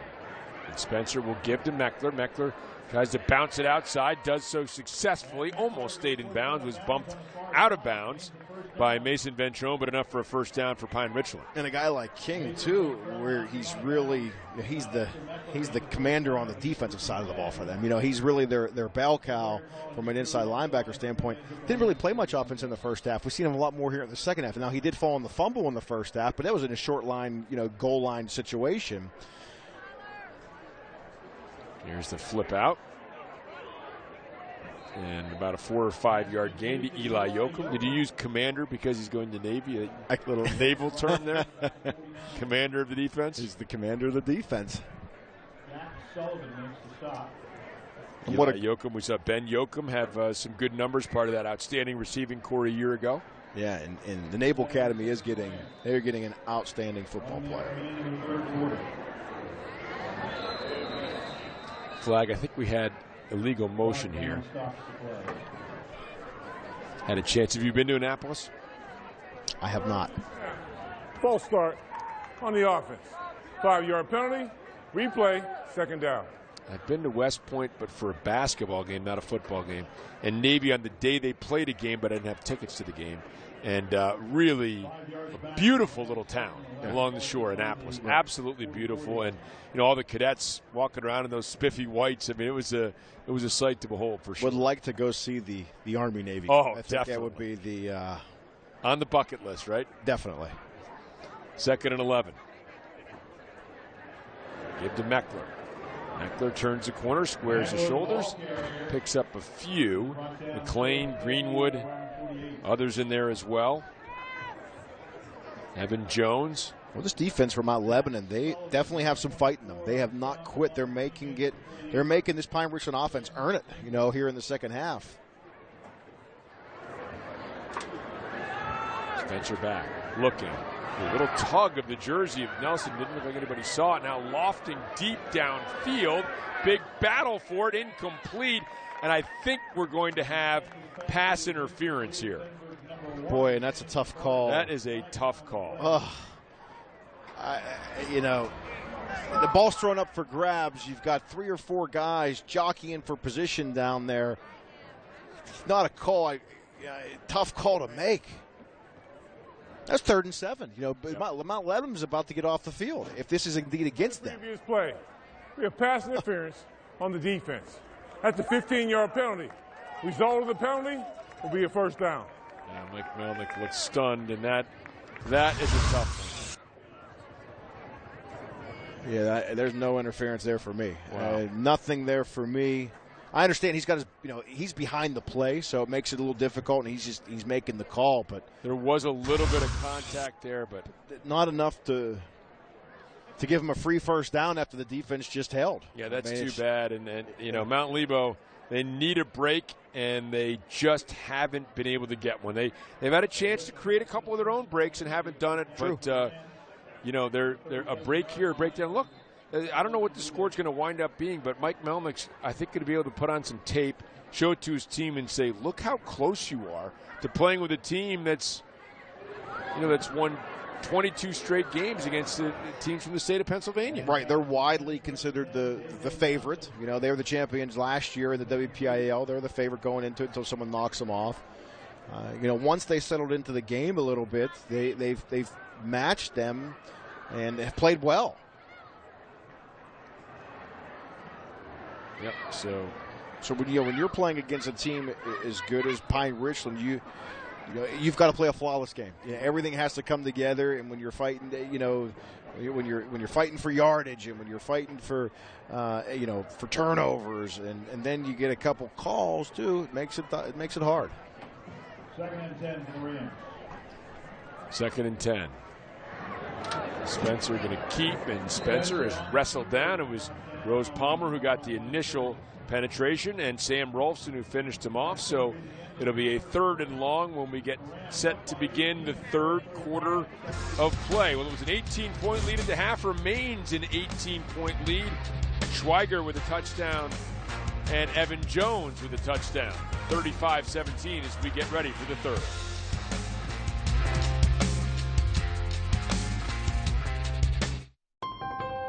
During Ford SUV season, find out why more people come back to Ford than any other brand. Here's a reason. We've got room. And here's another. Waze says it's faster to take the side streets. Perfect. And by the way, Ford has won more J.D. Power Initial Quality Awards than any other brand. Right now, during Ford SUV season, get a 2018 Escape with 0% for 60 months, plus $1,500 bonus cash and $500 competitive bonus cash. This is my dream job, working for the Penguins on a game night. I'm all over that arena. That's about a 20,000 step day, and my hips weren't working real well. The UPMC doctors who work with the Penguins referred me to the surgeons at UPMC Orthopedics. I wonder how I got through a day, let alone a couple of years of dealing with that. And now, on a game night, I'm everywhere. I didn't choose to need a double hip replacement, but I did choose UPMC. Are you getting the most out of your Medicare coverage? Did you know there are extra benefits available?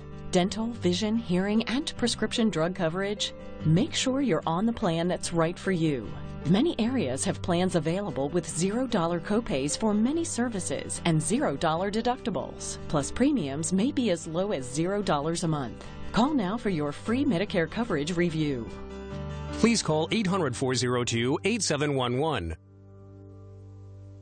You owe more than $10,000 to the IRS? If so, you may qualify for the IRS Fresh Start program, so you won't have to make any payments to the IRS. That's right. If you qualify for the IRS Fresh Start program, you won't make any IRS payments once you're accepted.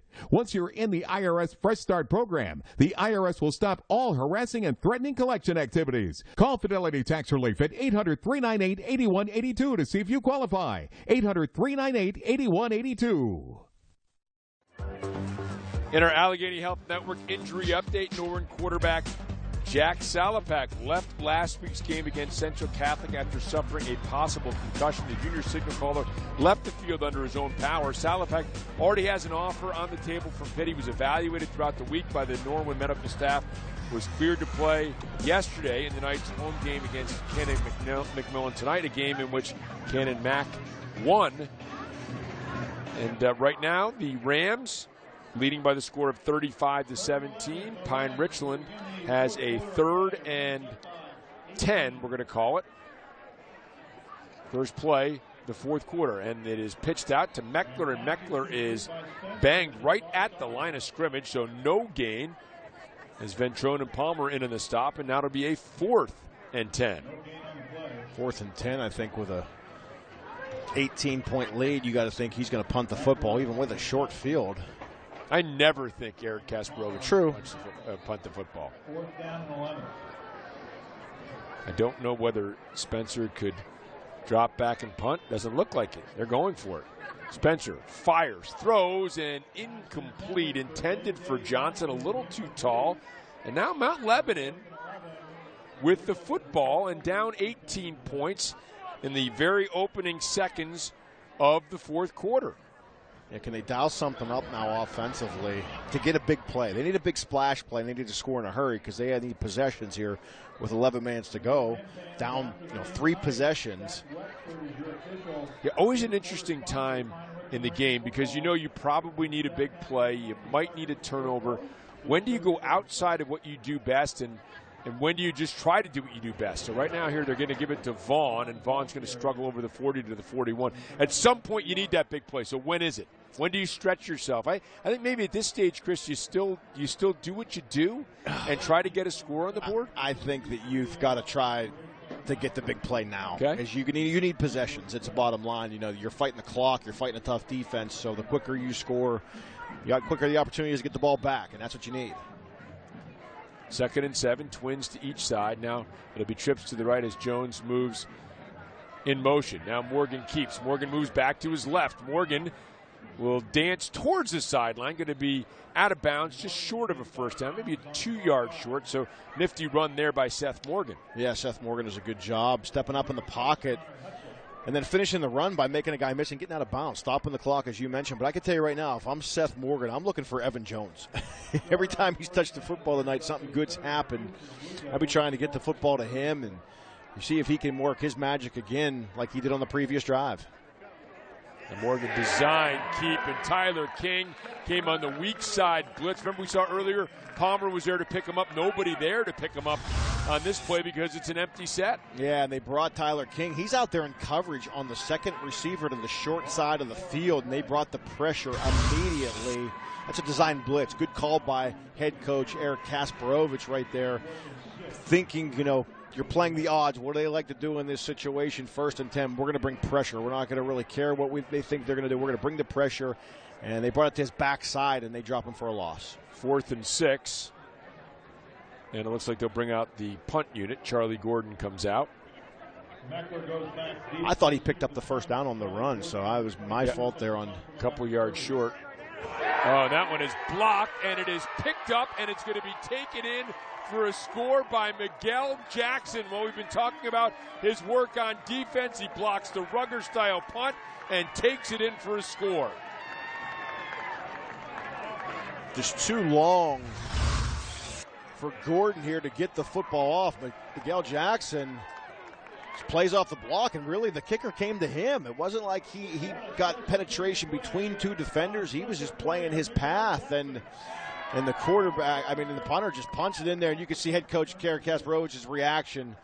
He is loving it. They extend this lead. How about that? He's got an offensive touchdown, well, several, a defensive touchdown, and a special teams touchdown. That's if you could draw it up, and that's the way you draw it up. But again, punter just took a little too long. It didn't look like he bobbled the snap either. Just looked like it took a little too long to get it off. Extra point is up. It is good, and the lead is now 25 points, 42-17. Jackson, the block, the scoop, and the score. 42-17 Rams.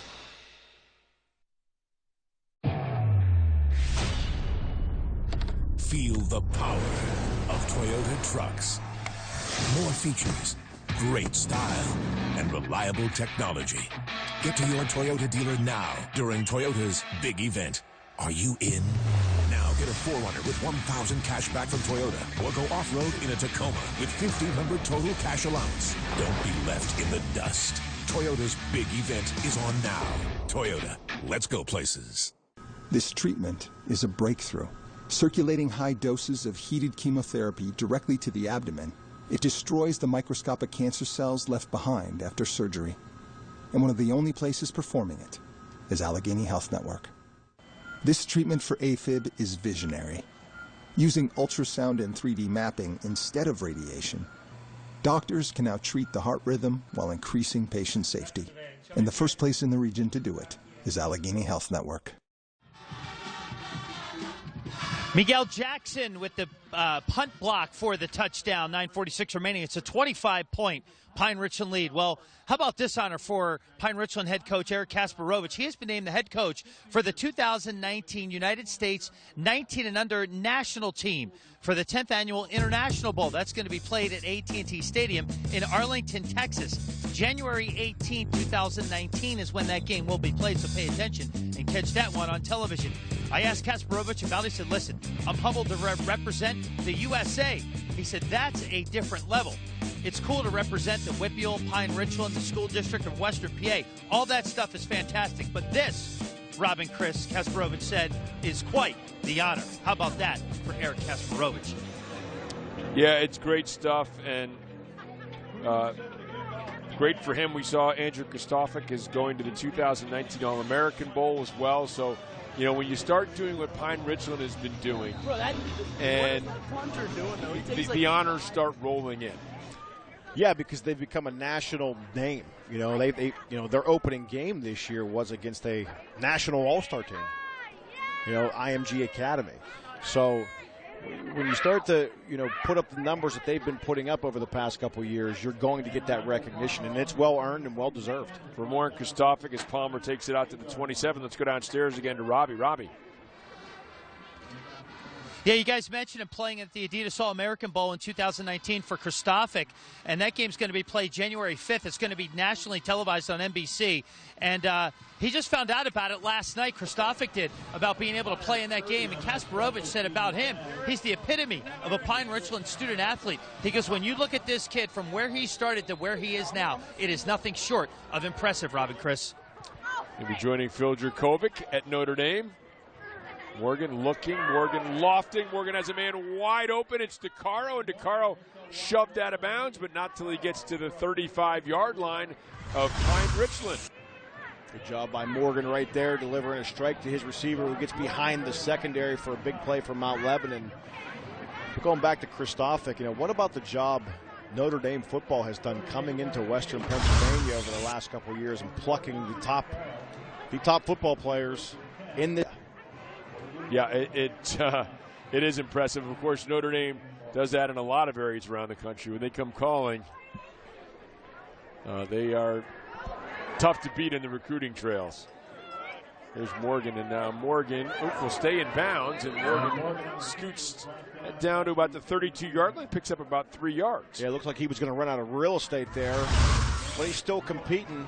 Zone read right here. He wanted to throw that football. Defense had it covered. Now he's looking for somewhere to get rid of it, but tucks it, stays in bounds, cuts it back inside. No quit in Seth Morgan here this evening in the fourth quarter. Very, very close to that sideline. Pine Richland thought he might have stepped out of bounds, but give him 3 yards. See the clock rolling. Where'd you come from? Mount Lebanon, a couple of big plays that cost him last week in a big rivalry game against Upper St. Clair. And some plays that are going to cost him here. But again, this is a team, as Morgan back, he's in big trouble, and down he goes. And it's the combination of Miguel Jackson and Tyler King who sack him for a big loss. Well, it's good to see Tyler King back on the field after that scary tackle that he took where his foot was planted and he got hit on the knee there. The protection right there just broke down. Too many guys coming off the edge. One guy's going to come free, and you can see they all meet at the quarterback and get that big sack. We were showing Tyler King, but, man, if you're a Pine Richland fan, if you're head coach Eric Kasparovich, you got to love the fact that Miguel Jackson's a sophomore. He's all over the field tonight. And his other, partner on the opposite side, Trent Miller, he's a junior, so they got 2 of the 4 guys coming back. Heavy pressure coming, beautifully delivered ball. DeCaro now inside the 10, and DeCaro in for the score. They catch him in the blitz, do a good job of picking it up. Well-delivered ball and a touchdown. Morgan to DeCaro. Yeah, DeCaro knew to run right down that seam, and you can see Seth Morgan delivers a strike. I'm not quite sure if it was a busted coverage on the back end from the blitz or a guy got tripped up. Then, nonetheless, great route, actually, by Lucas DeCaro, the out and up. And Morgan finds him right in stride for the touchdown. Sorsdal.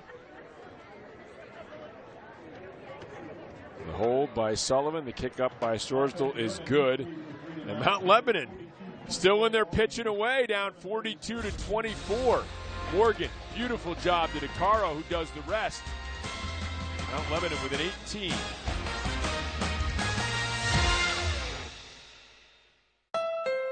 Your Western Pennsylvania Honda dealers have a Honda built just for you. Like the family-friendly Accord, 2018 North American Car of the Year. Or maybe the sporty yet sophisticated Honda Civic is the perfect fit. Your Western Pennsylvania Honda dealers have them all. You'll love the numbers you find on the celebrated 2018 Accord. And there's an offer to make you smile on the 2018 Civic. Your new Honda is waiting for you at your Western Pennsylvania Honda dealers. The Trib Live High School Sports Network is your home for high school sports. We broadcast over 2,000 high school sporting events each year. Visit us online at tribhssn.triblive.com and find the latest in high school sports news, along with live and archive broadcasts, Scores, stats, standings, and more, including premium shows live from the Excella Health Studios, the official video and audio streaming network of the WPIAL. Well, you see that score, and it may be a little misleading because Pine Richland jumped out to a 28-0 lead, and since then they have been outscored 24-14. And Mount Lebo has racked up the yardage, 4 plays, 73-yard drive. DeCaro on the receiving end of a 40-yard touchdown pass from quarterback Seth Morgan. And again, we were talking about just that pick six, right? You have the play, it's dropped along the sideline. A couple plays later, might have been the next play, there's a pick six coming back the other way. Think about that now. If Lebo gets that definite touchdown and Pine Richland has 7 points taken off the board as the ball dribbles out of bounds, you're talking about a 35-31 game as we head downstairs for more on an interesting Mount Lebo Super Bowl connection with Robbie and Spakowski. Yeah, and it involves a family called the Weidel family, Rob and Chris. 4 brothers all played football at Mount Lebanon. We're going to get a look and talk about 2 of the 4. First, Andy and Casey. Andy played football at Villanova after leaving Lebo. Casey went to Indiana University after leaving Mount Lebanon. The 2 guys worked for the Philadelphia Eagles. Andy is the director of player personnel. Casey is the player personnel coordinator. Both helped them win a Super Bowl. And one of the pictures you see is with Tom Donahoe, the former Steelers executive, who is now a consultant and executive for the Philadelphia Eagles. He also went to Mount Lebanon High School. The 2 other brothers are Kevin and Brendan. Kevin is a Southeast regional scout for the Baltimore Ravens, and Brendan they refer to as Cooper Manning. His high school career came to a close after playing at Lebo, and he works now in the IT business. But for all 4 boys in Mount Lebanon, very proud to have those guys as graduates, and 2 of the 4 have Super Bowl rings. Pretty good stuff. I like the Cooper Manning reference. That's pretty funny. Eli, Peyton, Cooper. Jack Sullivan on stop. 42-24 the score. Spencer looking over, getting the signals in. Looks like Eric Kasparovich is busy on the offensive side as well as the defensive side. And the keep.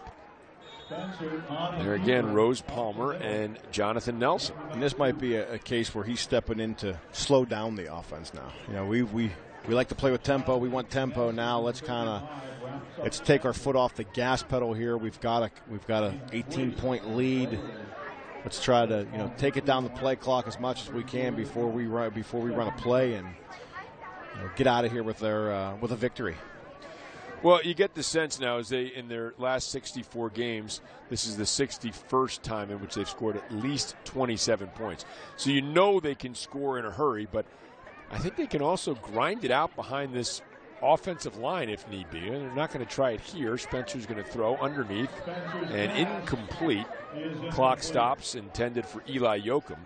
But you have that big right side of the offensive line. It's hard to imagine you don't, in most games, have an advantage with Durundo, Kadick, and Kristofic, no matter who you're going against. No, and then if you really look at it, you got Sermonero and King who could really come in and play H-back and tight end, and they're bigger guys in the 200, 220 range, so you could really beef it up, and you could go to a power offense if need be.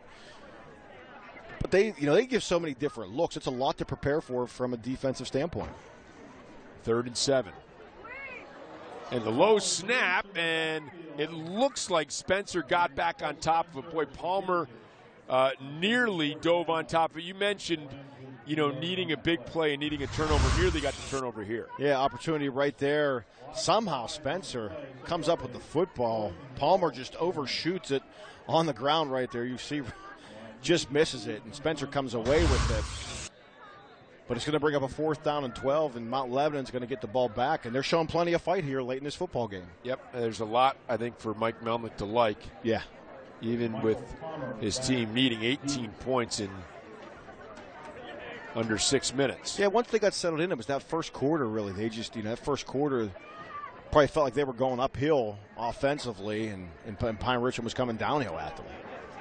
Here's a punt. It is a beauty by Pruz, and Palmer is going to just get a few yards on the return. Boy, excellent kick by Cruz. Mentioned he has a strong leg. Flag down on the play as well.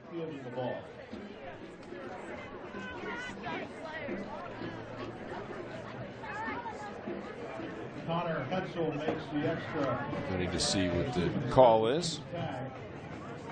It's probably going to back them up, back up this offense, who kind of got on track, you know, here in the second quarter on, really started to put up some numbers and kind of caught some rhythm offensively.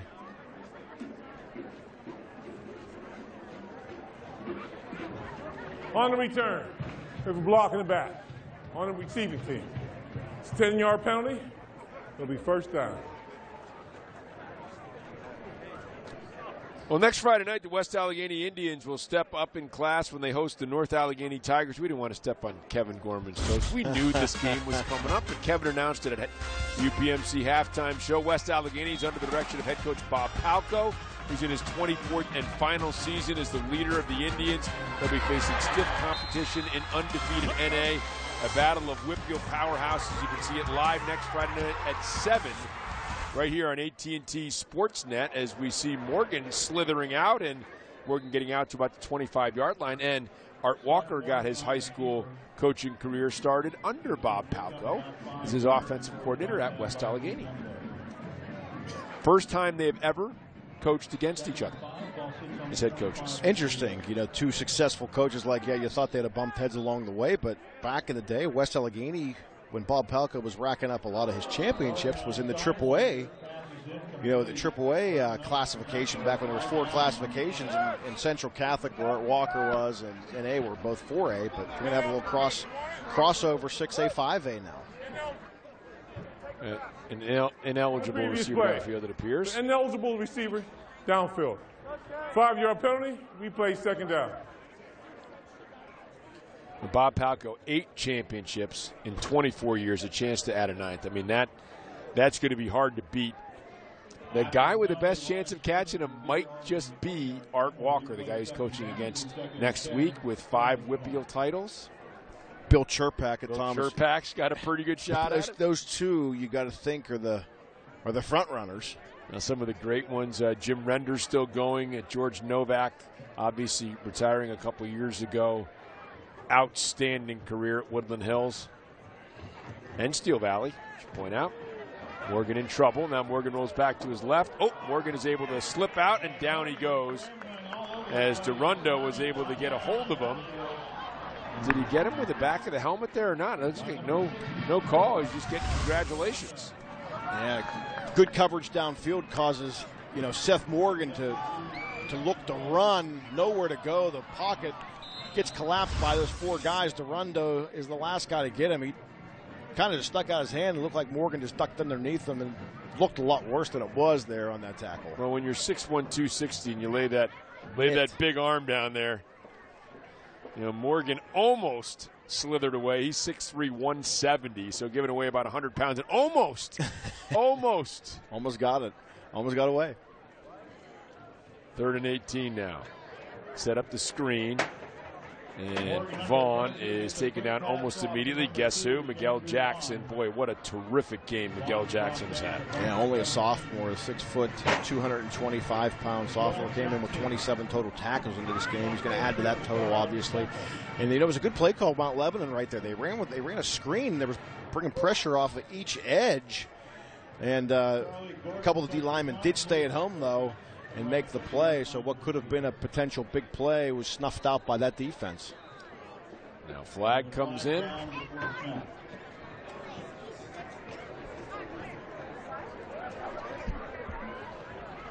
Sideline warning. Umpire Richland. Eddie. Well, I think we got Eddie on the job to make sure that doesn't happen again. Casey Sorsdal back to punt. Gets this one away. Meckler calls for the fair catch. Good punt by Sorsdal. Well, we had a chance to sit down with head coach Bob Palco in his 24th and final season at West Allegheny. Went out to the high school on Tuesday to talk to him in preparation for this game coming up next week, and had a chance to talk to him about and ask him about his senior year as a player back at West Allegheny. Here's what he said. My senior year, we had 22 football players. Wow. That was it. And in fact, Coach McFarland gave us one afternoon off because we only had 18. We went out and found 3 players to play. Great storyteller. I mean, you sit there and listen to him all day. Talked about his time at Montana Tech as a player and then getting back into coaching and what it was like to be at his alma mater and what it's like to win all those championships. Some of the great players that he's coached and played against, and we'll be bringing you that interview next week during the UPMC halftime show. Yeah, certainly a great career, as you mentioned. 8 championships. He's had some tremendous football players, some tremendous teams, and one of the what a great guy. A great guy, as you mentioned, to sit and talk football with. Cut his teeth in coaching under some legendary coaches. At Jeanette and the Jeanette Jayhawks. Oh, what a staff they had. Ray Ritz and Roy Hall and tremendous. Roy Hall is still currently coaching out there at Jeanette Jayhawks, and they've obviously the success that they've had is probably mirrored West Allegheny's. Right side down to the 45-yard line, and when you talk about the great West A teams, I think a lot of people think about Tyler Palco and Luke Palco. The championships they won, and Tyler Palco, a terrific quarterback, and then obviously the very sort of a controversial finish against McKeesport a couple years ago. But man, those sledgehammer games with Emin Hopewell, Caputo, and Shell going at it, each guy getting about 40 carries in a game, like old school football. It was fun to watch. He had a run there with Caputo and Doran Dickerson. That was that when they ran the single wing basically, and he played to his strengths. And tremendous football games, tremendous. Yeah. Nice job here as we get a late flag coming in. Ventrone closing down on the short reception. Let's see what the flag's going to be. Right around the middle of that line of scrimmage. There's Mason Ventrone. On the previous play, we have an ineligible man downfield. It's a 5-yard penalty. We play 4th down. A lot of that going on. And, I don't think you want to replay 4th down, replay 3rd down. But Ventrone, cousins of the 2 Ventrones who went on to play in the NFL. NFL, yeah. One most recently was he with the Steelers, yeah. And the Patriots at one point. That's right. Yeah. Well, Mount Lebanon's obviously produced some football bloodline there. You talked about the Philadelphia Eagles. They've got Super Bowl rings. The Ventrones. I mean, you've got a pretty interesting history there that doesn't really just involve just players. Right. It's tremendous. 3rd and 8. And the keep. And another flag coming in. Boy, let's do our UPMC player of the game, and let's begin with the Pine Richland Rams. And how about Luke Meckler getting things started, doing some tough running throughout the game, but those 2 early touchdowns really set the tone for Pine Richland. Yeah, and that the first one was that 36-yard touchdown run, and then he comes back on the next possession with the INT return for a touchdown.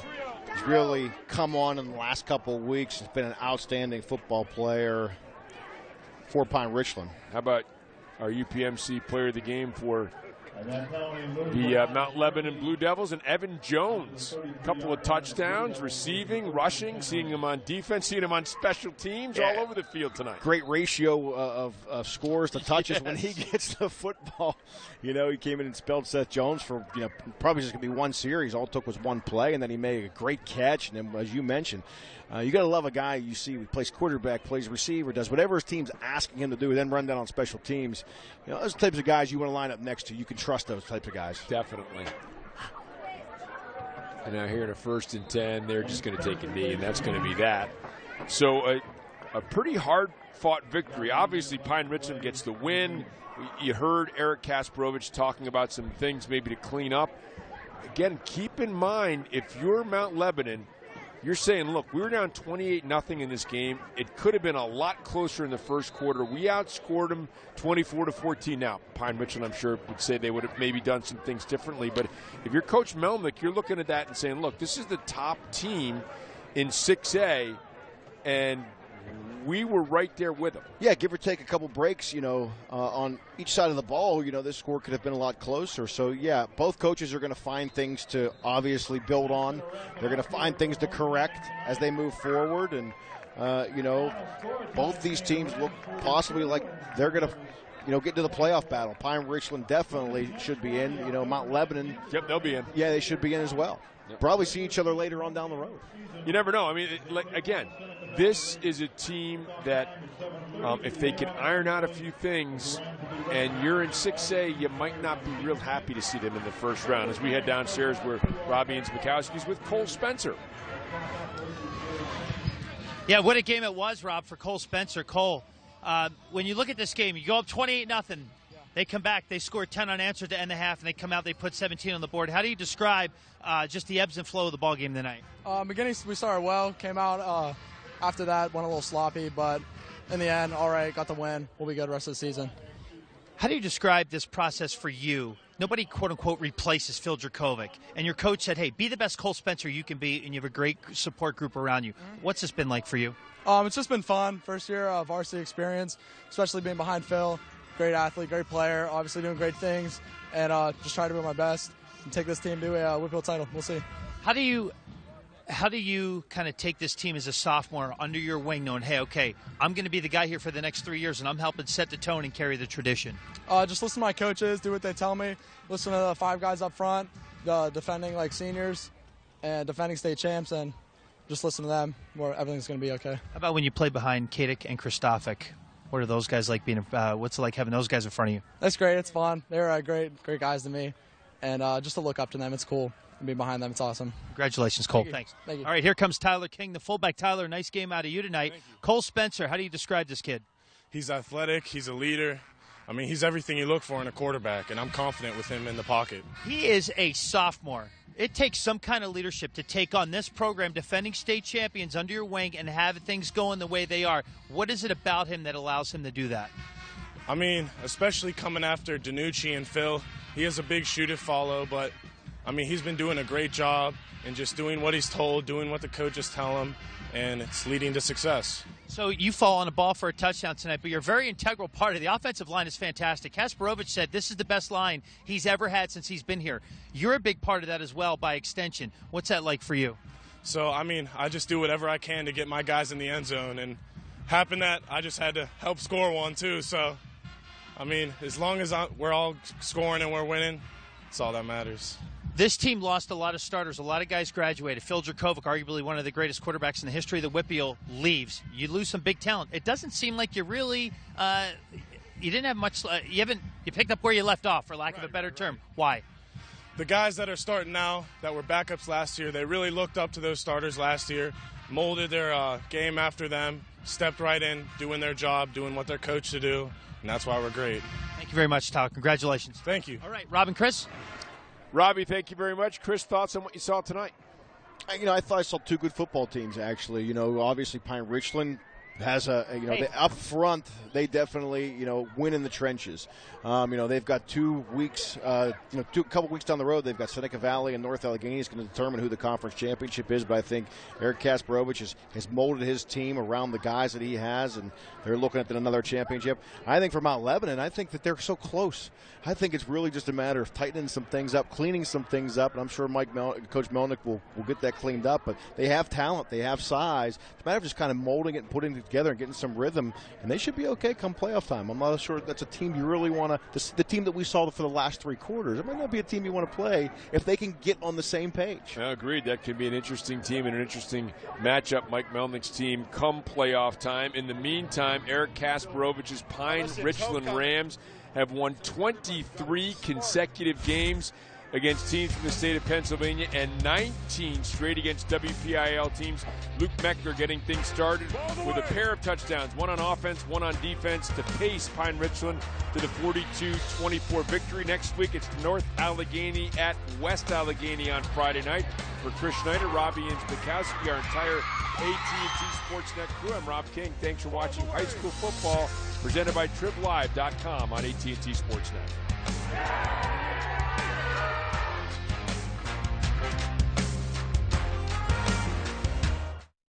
Point Park University encourages students to be themselves, speak their minds, express their creativity. It's not about fitting in, it's about helping you stand out and be outstanding. Refreshingly different. That's the point. Point Park University, downtown Pittsburgh. Whatever you paid for tires, you were paying too much, but not anymore. Introducing Barrel Tires Direct. Now get your tires at the absolute minimum price, direct from the factory. All brands, any car or truck. Plus a road hazard guarantee, lifetime rotation, factory certified technicians. All for one low price with a price match guarantee. And look for some great deals right now at barreltires.com. New Barrel Tires Direct. How do you stop James Conner? Not with a linebacker. Not with a legion of defenders. And not even with a life-threatening cancer. That's because James chose the renowned UPMC Hillman Cancer Center, where doctors and researchers are setting new standards and discovering bold new breakthroughs in cancer care, so patients like James can be unstoppable.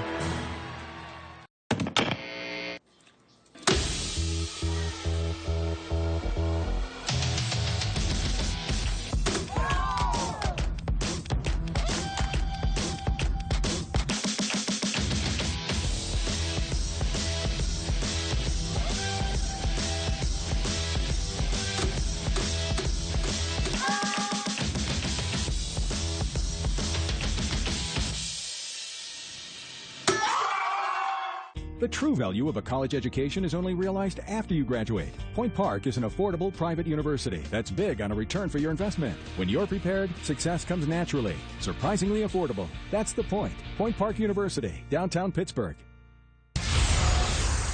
Due to the length of the previous program, we now join the following program already in progress.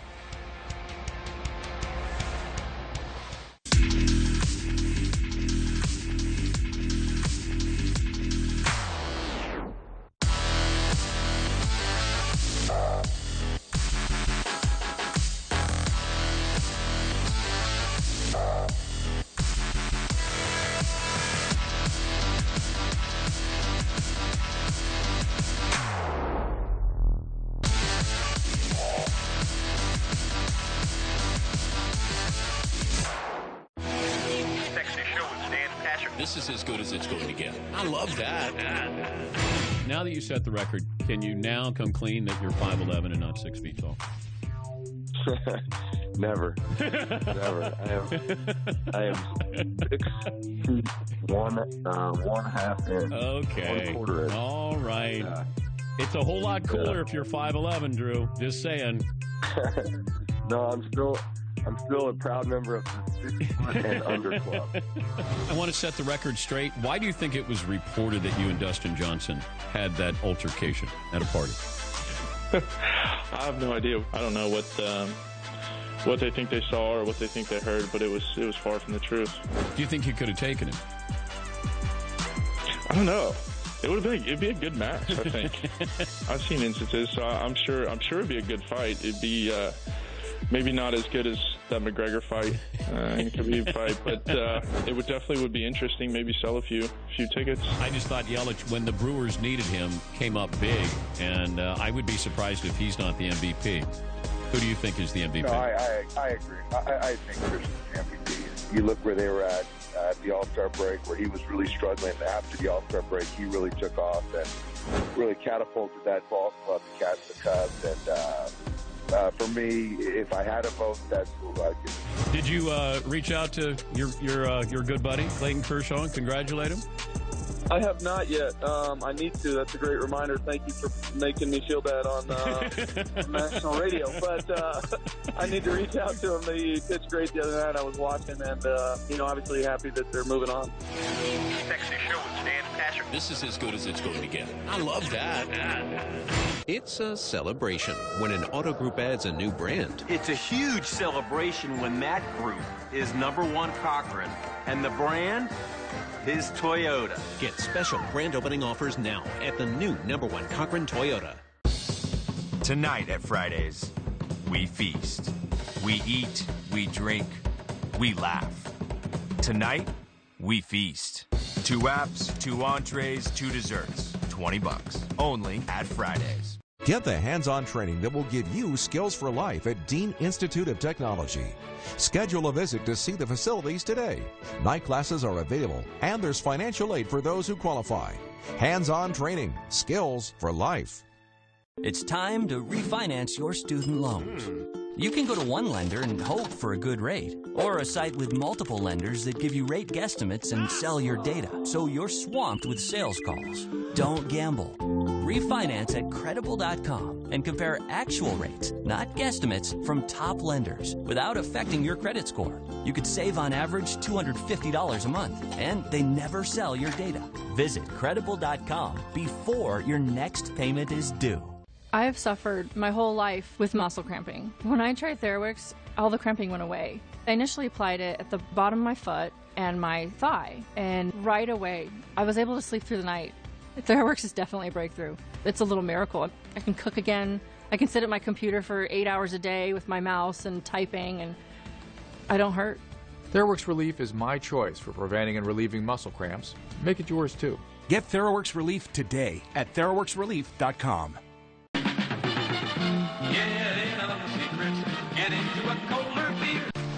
West Virginia football fans, get the first word on your Mountaineers straight from Dana Holgerson. Catch the West Virginia football press conference, heart of wild and wonderful sports. Tuesday at 5:30 on ATT Sportsnet.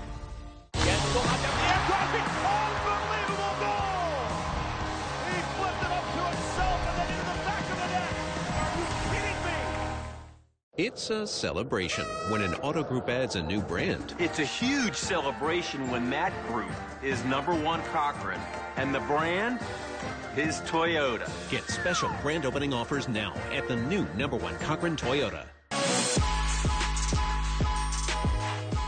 He's Dave Zirin, the sports editor of The Nation, host of the Edges Sports Podcast, and he joins us here in the Man Cave.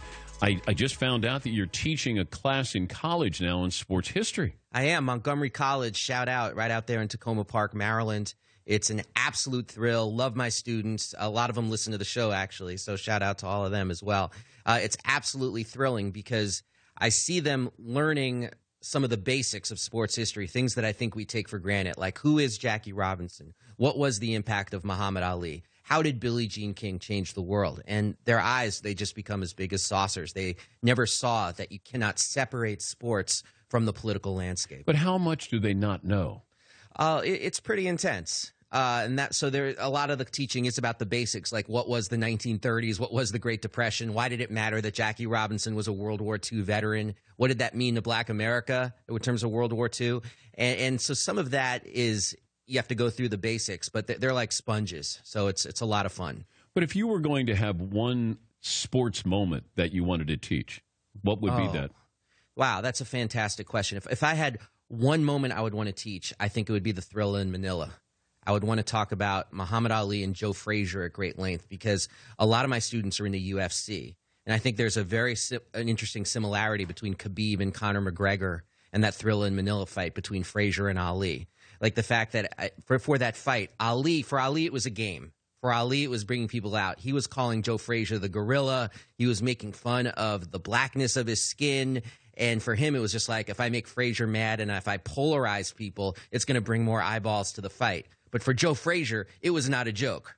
For Joe Frazier, he was willing to die in Manila because he was so deeply offended by Ali. And I could make that about Conor and Khabib and be like, for Conor, it's a joke. It's eyeballs. He's going to make fun of Khabib's religion. He's going to make fun of his family. He's going to make fun of his country. And for Khabib, then it becomes life and death. But why is it some of the most seminal moments in our history have to do with African Americans? With Jesse Owens in 1936, you got Jackie Robinson, what Muhammad Ali is doing. I don't know how history is going to look at Colin Kaepernick. Yeah. I don't like the comparisons to Ali. I think it's different with Ali, but we're trying to lump him in there. And I know he's been treated as a hero in some sections, but how do you think history looks back? Because history has been very kind to Ali. Yes. But it took a long time. Does it help Colin Kaepernick's cause if he doesn't play again? In so many respects, I think it does.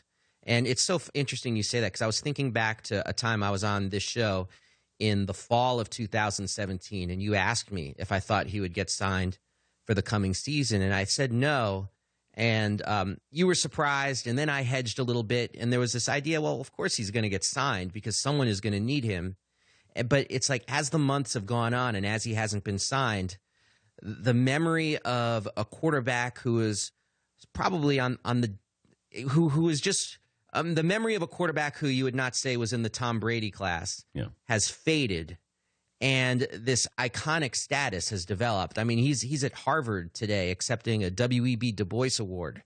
I mean, so the legend has grown, and in so many respects, it's helped him for whatever he wants to do in the years ahead. Why is he not doing interviews? That's a great question. I mean, I have theories about that. I mean, because I've certainly tried to interview him, and I've contacted him and asked. But he's writing a book, I believe, and that's what I was told, that he's saving everything for the book. Saving everything for the book, and he also has a television series about his high school years that he signed with Ava DuVernay, the director of Selma. And so I think that there's this idea that from him and the people around him that the mystique and symbolism of him matters more than anything he has to say. That's what they've kind of figured out, and it's hard to disagree with them, because it's almost like the less he says, the more curious people are about him. I mean, he did this thing for GQ magazine where he was named their, I think, like sports person of the year in some respects. And he didn't do an interview with him. He was just a pictorial, and other people wrote essays about his meaning to them. And it's savvy in a way that I think it's almost like the anti-Ali. It's Sphinxian almost, where the less he says, the more you're curious about what he wants to say. He's the Mona Lisa smile of activist athletes. We're talking to Dave Zirin. He is the sports editor of The Nation and host of the Edge of Sports podcast. 10 years from now, if you're still teaching this class, what would you teach your students about LeBron James? I would say that you can't understand the way the fundamental landscape of sports and politics has shifted without understanding LeBron James, for two reasons. The first is that LeBron James was the first great athlete to realize that the goal is not to be as pleasant to as many people as possible and as non-threatening to as many people as possible. But in this social media landscape, you can actually create more buzz by getting about 3/4 of the people to love you and 1/4 of the people to not like you, but to talk about you all the time. That it's one of those, as long as they spell your name right. He was really the first athlete since Ali to get that right. The second thing I would teach them is that LeBron James created a shield for an entire generation of athletes to speak out.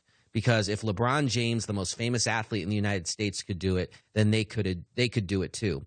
And the last thing I would teach them is, if you want to understand the shift from what I would consider the Jordan era to the LeBron era, it starts with him getting the entire Miami Heat team to wear hoodies back in 2012 and take that photograph. I mean, this is 4 years before Kaepernick. And to take a photograph in solidarity with Trayvon Martin in Florida. And that if you don't understand that image, which was a viral image when we were only first talking about Twitter and viral images, then you can't understand anything that followed. So I think LeBron James is actually that important, that you can't understand an era of what's taking place off the court without understanding LeBron James. And now that he's in Los Angeles and he's even moving on to becoming like mogul/basketball player, and from what I hear, every time he walks into a studio or a production room in Hollywood, he leaves with money. He leaves with another deal, another documentary idea, another show idea. I mean, the guy is cleaning up in Hollywood like nobody since D.W. Griffith. And I think this in and of itself is going to burnish his legend, and so we don't even know what his legacy is going to be at this point. We appreciate your time, and thanks for coming through. It's such a thrill. I geek out when I'm here. I love it. One of these days, you got to take inventory here of the Man Cave. I would love to do an article on the Man Cave. You should come in and just peruse. Soak it up. You need to ask questions. I can explain. If you could take one thing out of the Man Cave. That's a great question. That's so many possibilities. I like the picture of you throwing out the first pitch in a St. Louis Cardinals uniform. I would take that. First of all, because the motion's fantastic. I mean, you look like a young Rick Ankiel. Rick Ankiel. A right-handed Rick Ankiel. Yes. And I got it over the plate. Oh, amazing. Yeah, I couldn't hit like him. My favorite is the Peyton Manning, Ryan Leaf jersey. So if Leaf had been drafted by the Colts, they made a jersey for him. Really? So we have that one over there, one of a kind, and Ryan Leaf signed it for us. Wow. That's the one that usually people go, wait, Ryan Leaf played for the Colts? Yeah. No, he didn't. But that's how divided they were in that no matter what they tell you, they were divided on taking Ryan Leaf and Peyton Manning. Ryan Beyond Belief was Chris Berman's nickname for him. Hey, great to see you. Thank you again. He's Dave Zirin, sports editor of The Nation, the host of Edge of Sports podcast. And we'll be back. Dan Patrick Show. Not just savings, double the savings. It's the manufacturer's authorized double coupon sale this weekend at Levin's. Get coupon savings up to $500 off. Plus, we'll double your coupon up to $1,000. Our fabulous Kenwood sofa with double coupon just $3.99. Our Urban View 5-piece counter dining set, $7.99. Genuine Sealy Firm Queen set start at just $2.98. Plus, we'll double the finance offer. Not 24 months, pay no interest for 48 months. Through Monday at Levin's. Let's be honest. You need insurance, but it's not really something you want to buy. It's not sexy. Oh, delicious. Or delicious. Or fun. But since you need both car and home insurance, why not bundle them with Esurance and save up to 10%, which you can spend on things you really want to buy, like, well, I don't know what you'd want to buy because I'm just a guy on your TV. Esurance. It's surprisingly painless.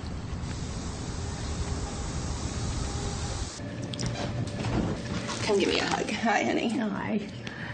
So we'll look at these, and as we go over them, I'll just turn them upside down, okay? Okay. What day do you fill this? Usually Sundays. Oh, that's nice. Okay. This is your thyroid pill. Yep, that's that special one.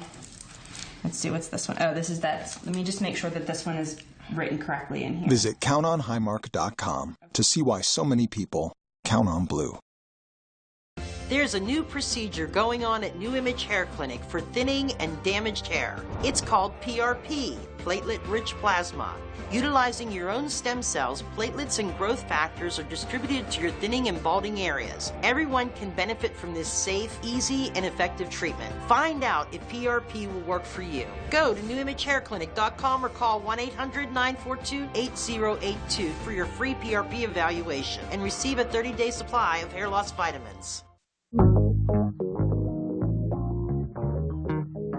Let's bring in Howard Cross. Howard works for the Giants. They're sideline reporter and former Giants tight end. How you feeling today, Howard?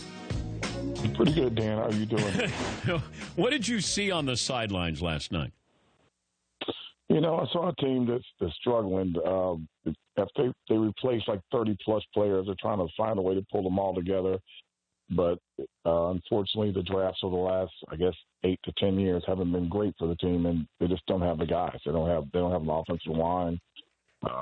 It's tough for them. They got, they're overpaying for a few guys here and there, trying to, patch some holes. They just haven't got it done yet. It's going to take some while. Saquon Barkley feels like there's a Barry Sanders quality, and I mean mostly positives with that, but it feels like there's 1 yard, 3 yards, 5 yards, 45 yards. Then Barry used to do that. I don't know how much that is Saquon Barkley's running style or the offensive line, because we can go back to Barry Sanders. That Detroit line wasn't very good either. Do you see similarities between these two? Oh, totally. Saquon and Barry, Barry came in the same year I came in, and watching him play with, in a team that didn't really have a tight end to help protect him on the edges, he would take hits in the backfield, guys would get after him, and all of a sudden a guy would miss, and it's like, if you make a swing and a miss with him, it was 60 yards down the field. Saquon's basically doing the same thing, and it's pretty amazing to watch. I think the funny thing is guys are trying to tackle him super low, and he just jumps over them and keeps running, which I'm like, we were always taught never to jump, but he seems to be doing it. And he can cut and spin on a dime and change direction, and when he gets out in the open field, like it's almost like he's gone.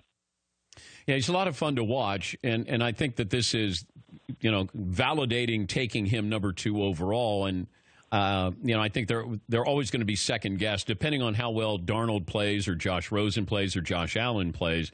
Moving forward, do you think Eli's the quarterback next year? I don't know. It depends on how high they draft and who's in the draft, and that's really it. If they have a top 5 pick, and one of those guys looks like a franchise guy, they'll take a quarterback. I mean, Eli has another year on his contract, so that would be their only catch. I don't think they're going to extend him past this year. No.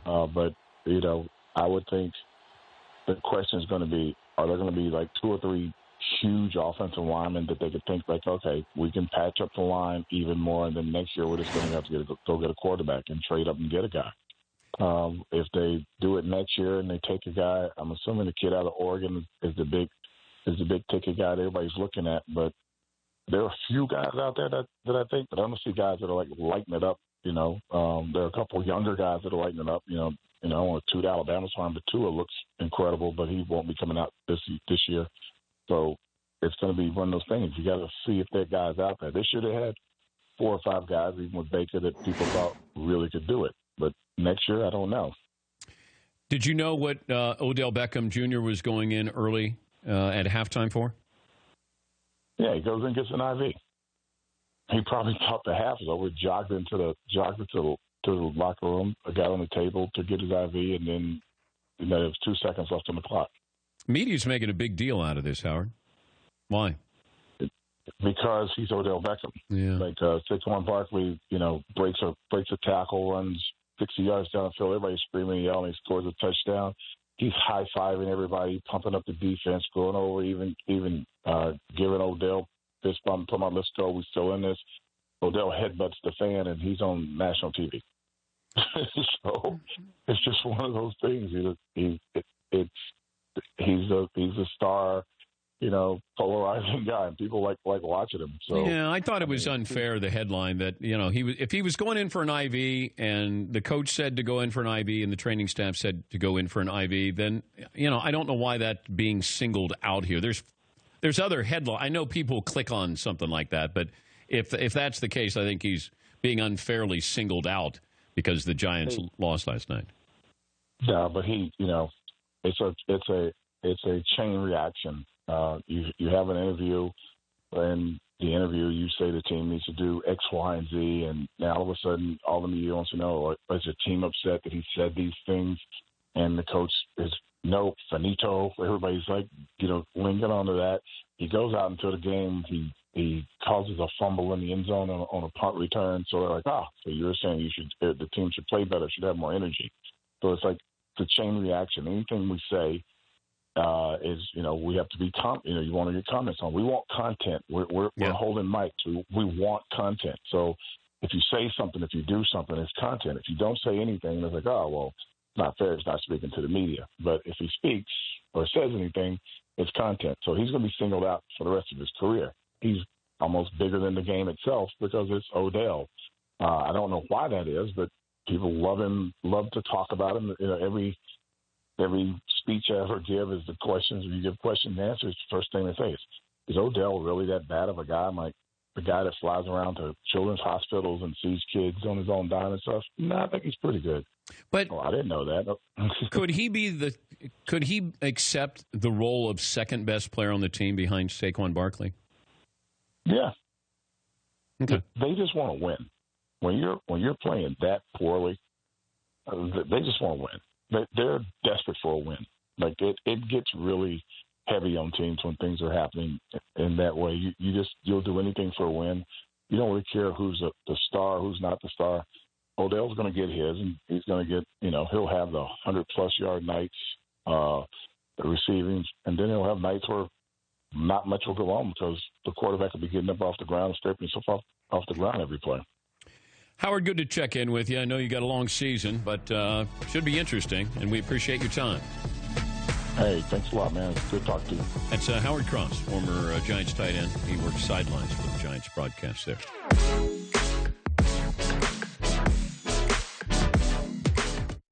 Are you ready for something more?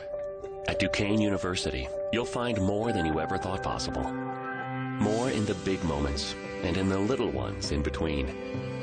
The moment that touches your heart and changes your outlook. The instant that leads to greater understanding. The feeling that you're right where you belong. And the opportunity you were born for. More than an education, a life that matters. Duquesne University. The thing I'm most proud of is that the name Heffron Tillotson is synonymous with integrity. For the past 70 years, Heffron Tillotson has not only survived, but thrived because of collaboration, client relationships, expertise. 70 years strong. And our name is still synonymous with integrity.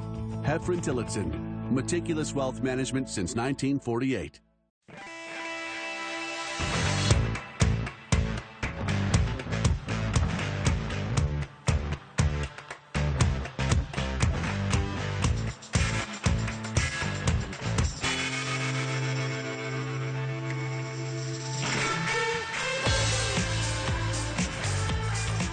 Jaguar E-Pace. Lease the 2018 Jaguar E-Pace S for only $499 a month for 36 months. Now at Bobby Ray Hall Jaguar.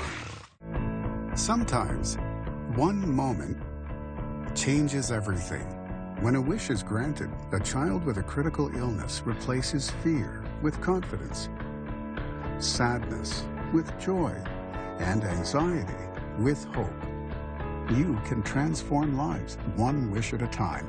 Support Make-A-Wish and help grant more life-changing wishes. Learn more at wish.org.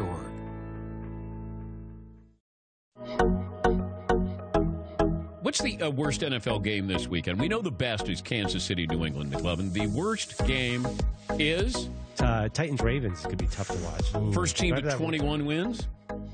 Yeah. Last call here. Give me a Meat Friday song. This guy is a longtime fan of the show, friend of the show, and he gave it his all. That's what he told me. Okay.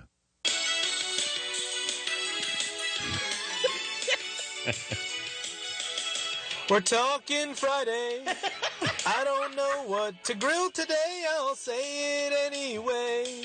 Today's another Meat Friday in the studio. Put the charcoal away. I'll be coming for you, Traeger. Okay, take on meat. Take on meat. Take meat on. Take on meat. I'll be full for a day or two. All righty. Paul Scherer, he's a friend of the show. We met him when we went to the Cubs game 10 years ago. He put a passion bucket sign up in Wrigley years ago. That's well done. Can we get a gong on this side of the glass, or somebody have a gong? It's entertaining. It's content, McLovin. No, but that felt like a Chuck Barris moment there. It did. Got another one, Seton? You called it well done, by the way. I know I did. I know. Thank you. Let's see. This one is from Chris in Oregon. Mm-hmm. And I would do anything for meat. Love spare ribs and those baby backs. I would do anything for meat. Use the Traeger every meal and snack. We'd never forget Meat Friday on the Dan Patrick Show. Yeah, bring it home. No way. And I would do anything for meat, like smoky brisket and brats. Okay, a little meatloaf there. Row in the back. Oh! The hammer at the end. Suck it, row in the back. All right. Wow. Meat Friday with some meatloaf. That wasn't necessary at all, Todd. That's really not necessary. You're getting ready to go into the weekend. You're going to take a cheap shot at that. I know. Finish up strong. What have I learned there, Fritzy? Thanks to our creative audience contributing, Meat Friday Song's King of Wishful Thinking is now stuck in all of our heads. Well, what we learned brought to you by True Car. They show you what other people paid for the car you want. You recognize a good price when you're ready to buy a new or used car. Visit True Car and enjoy a more confident car buying experience. Thanks for joining us. Safe weekend. Talk to you Monday.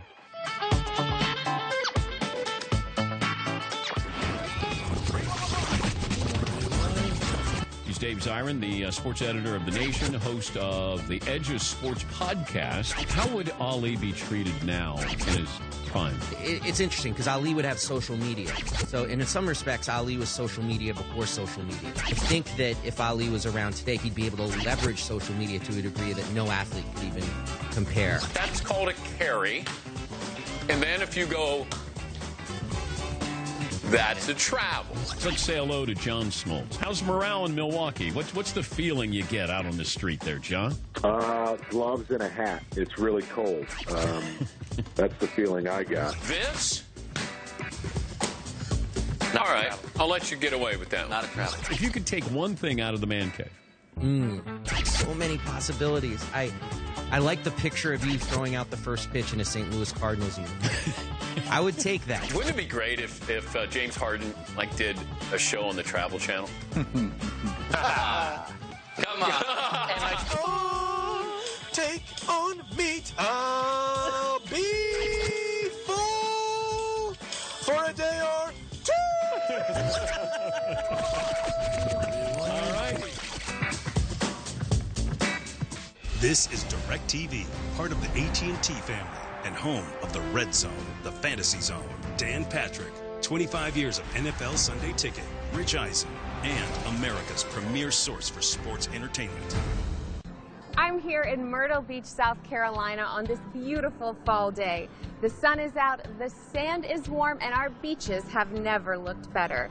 As a local, I can tell you this is my favorite time of year here in Myrtle Beach. We have 60 miles of coastline for you to relax and enjoy, so come see us. We'd love to have you. Let go and unwind on Myrtle Beach time.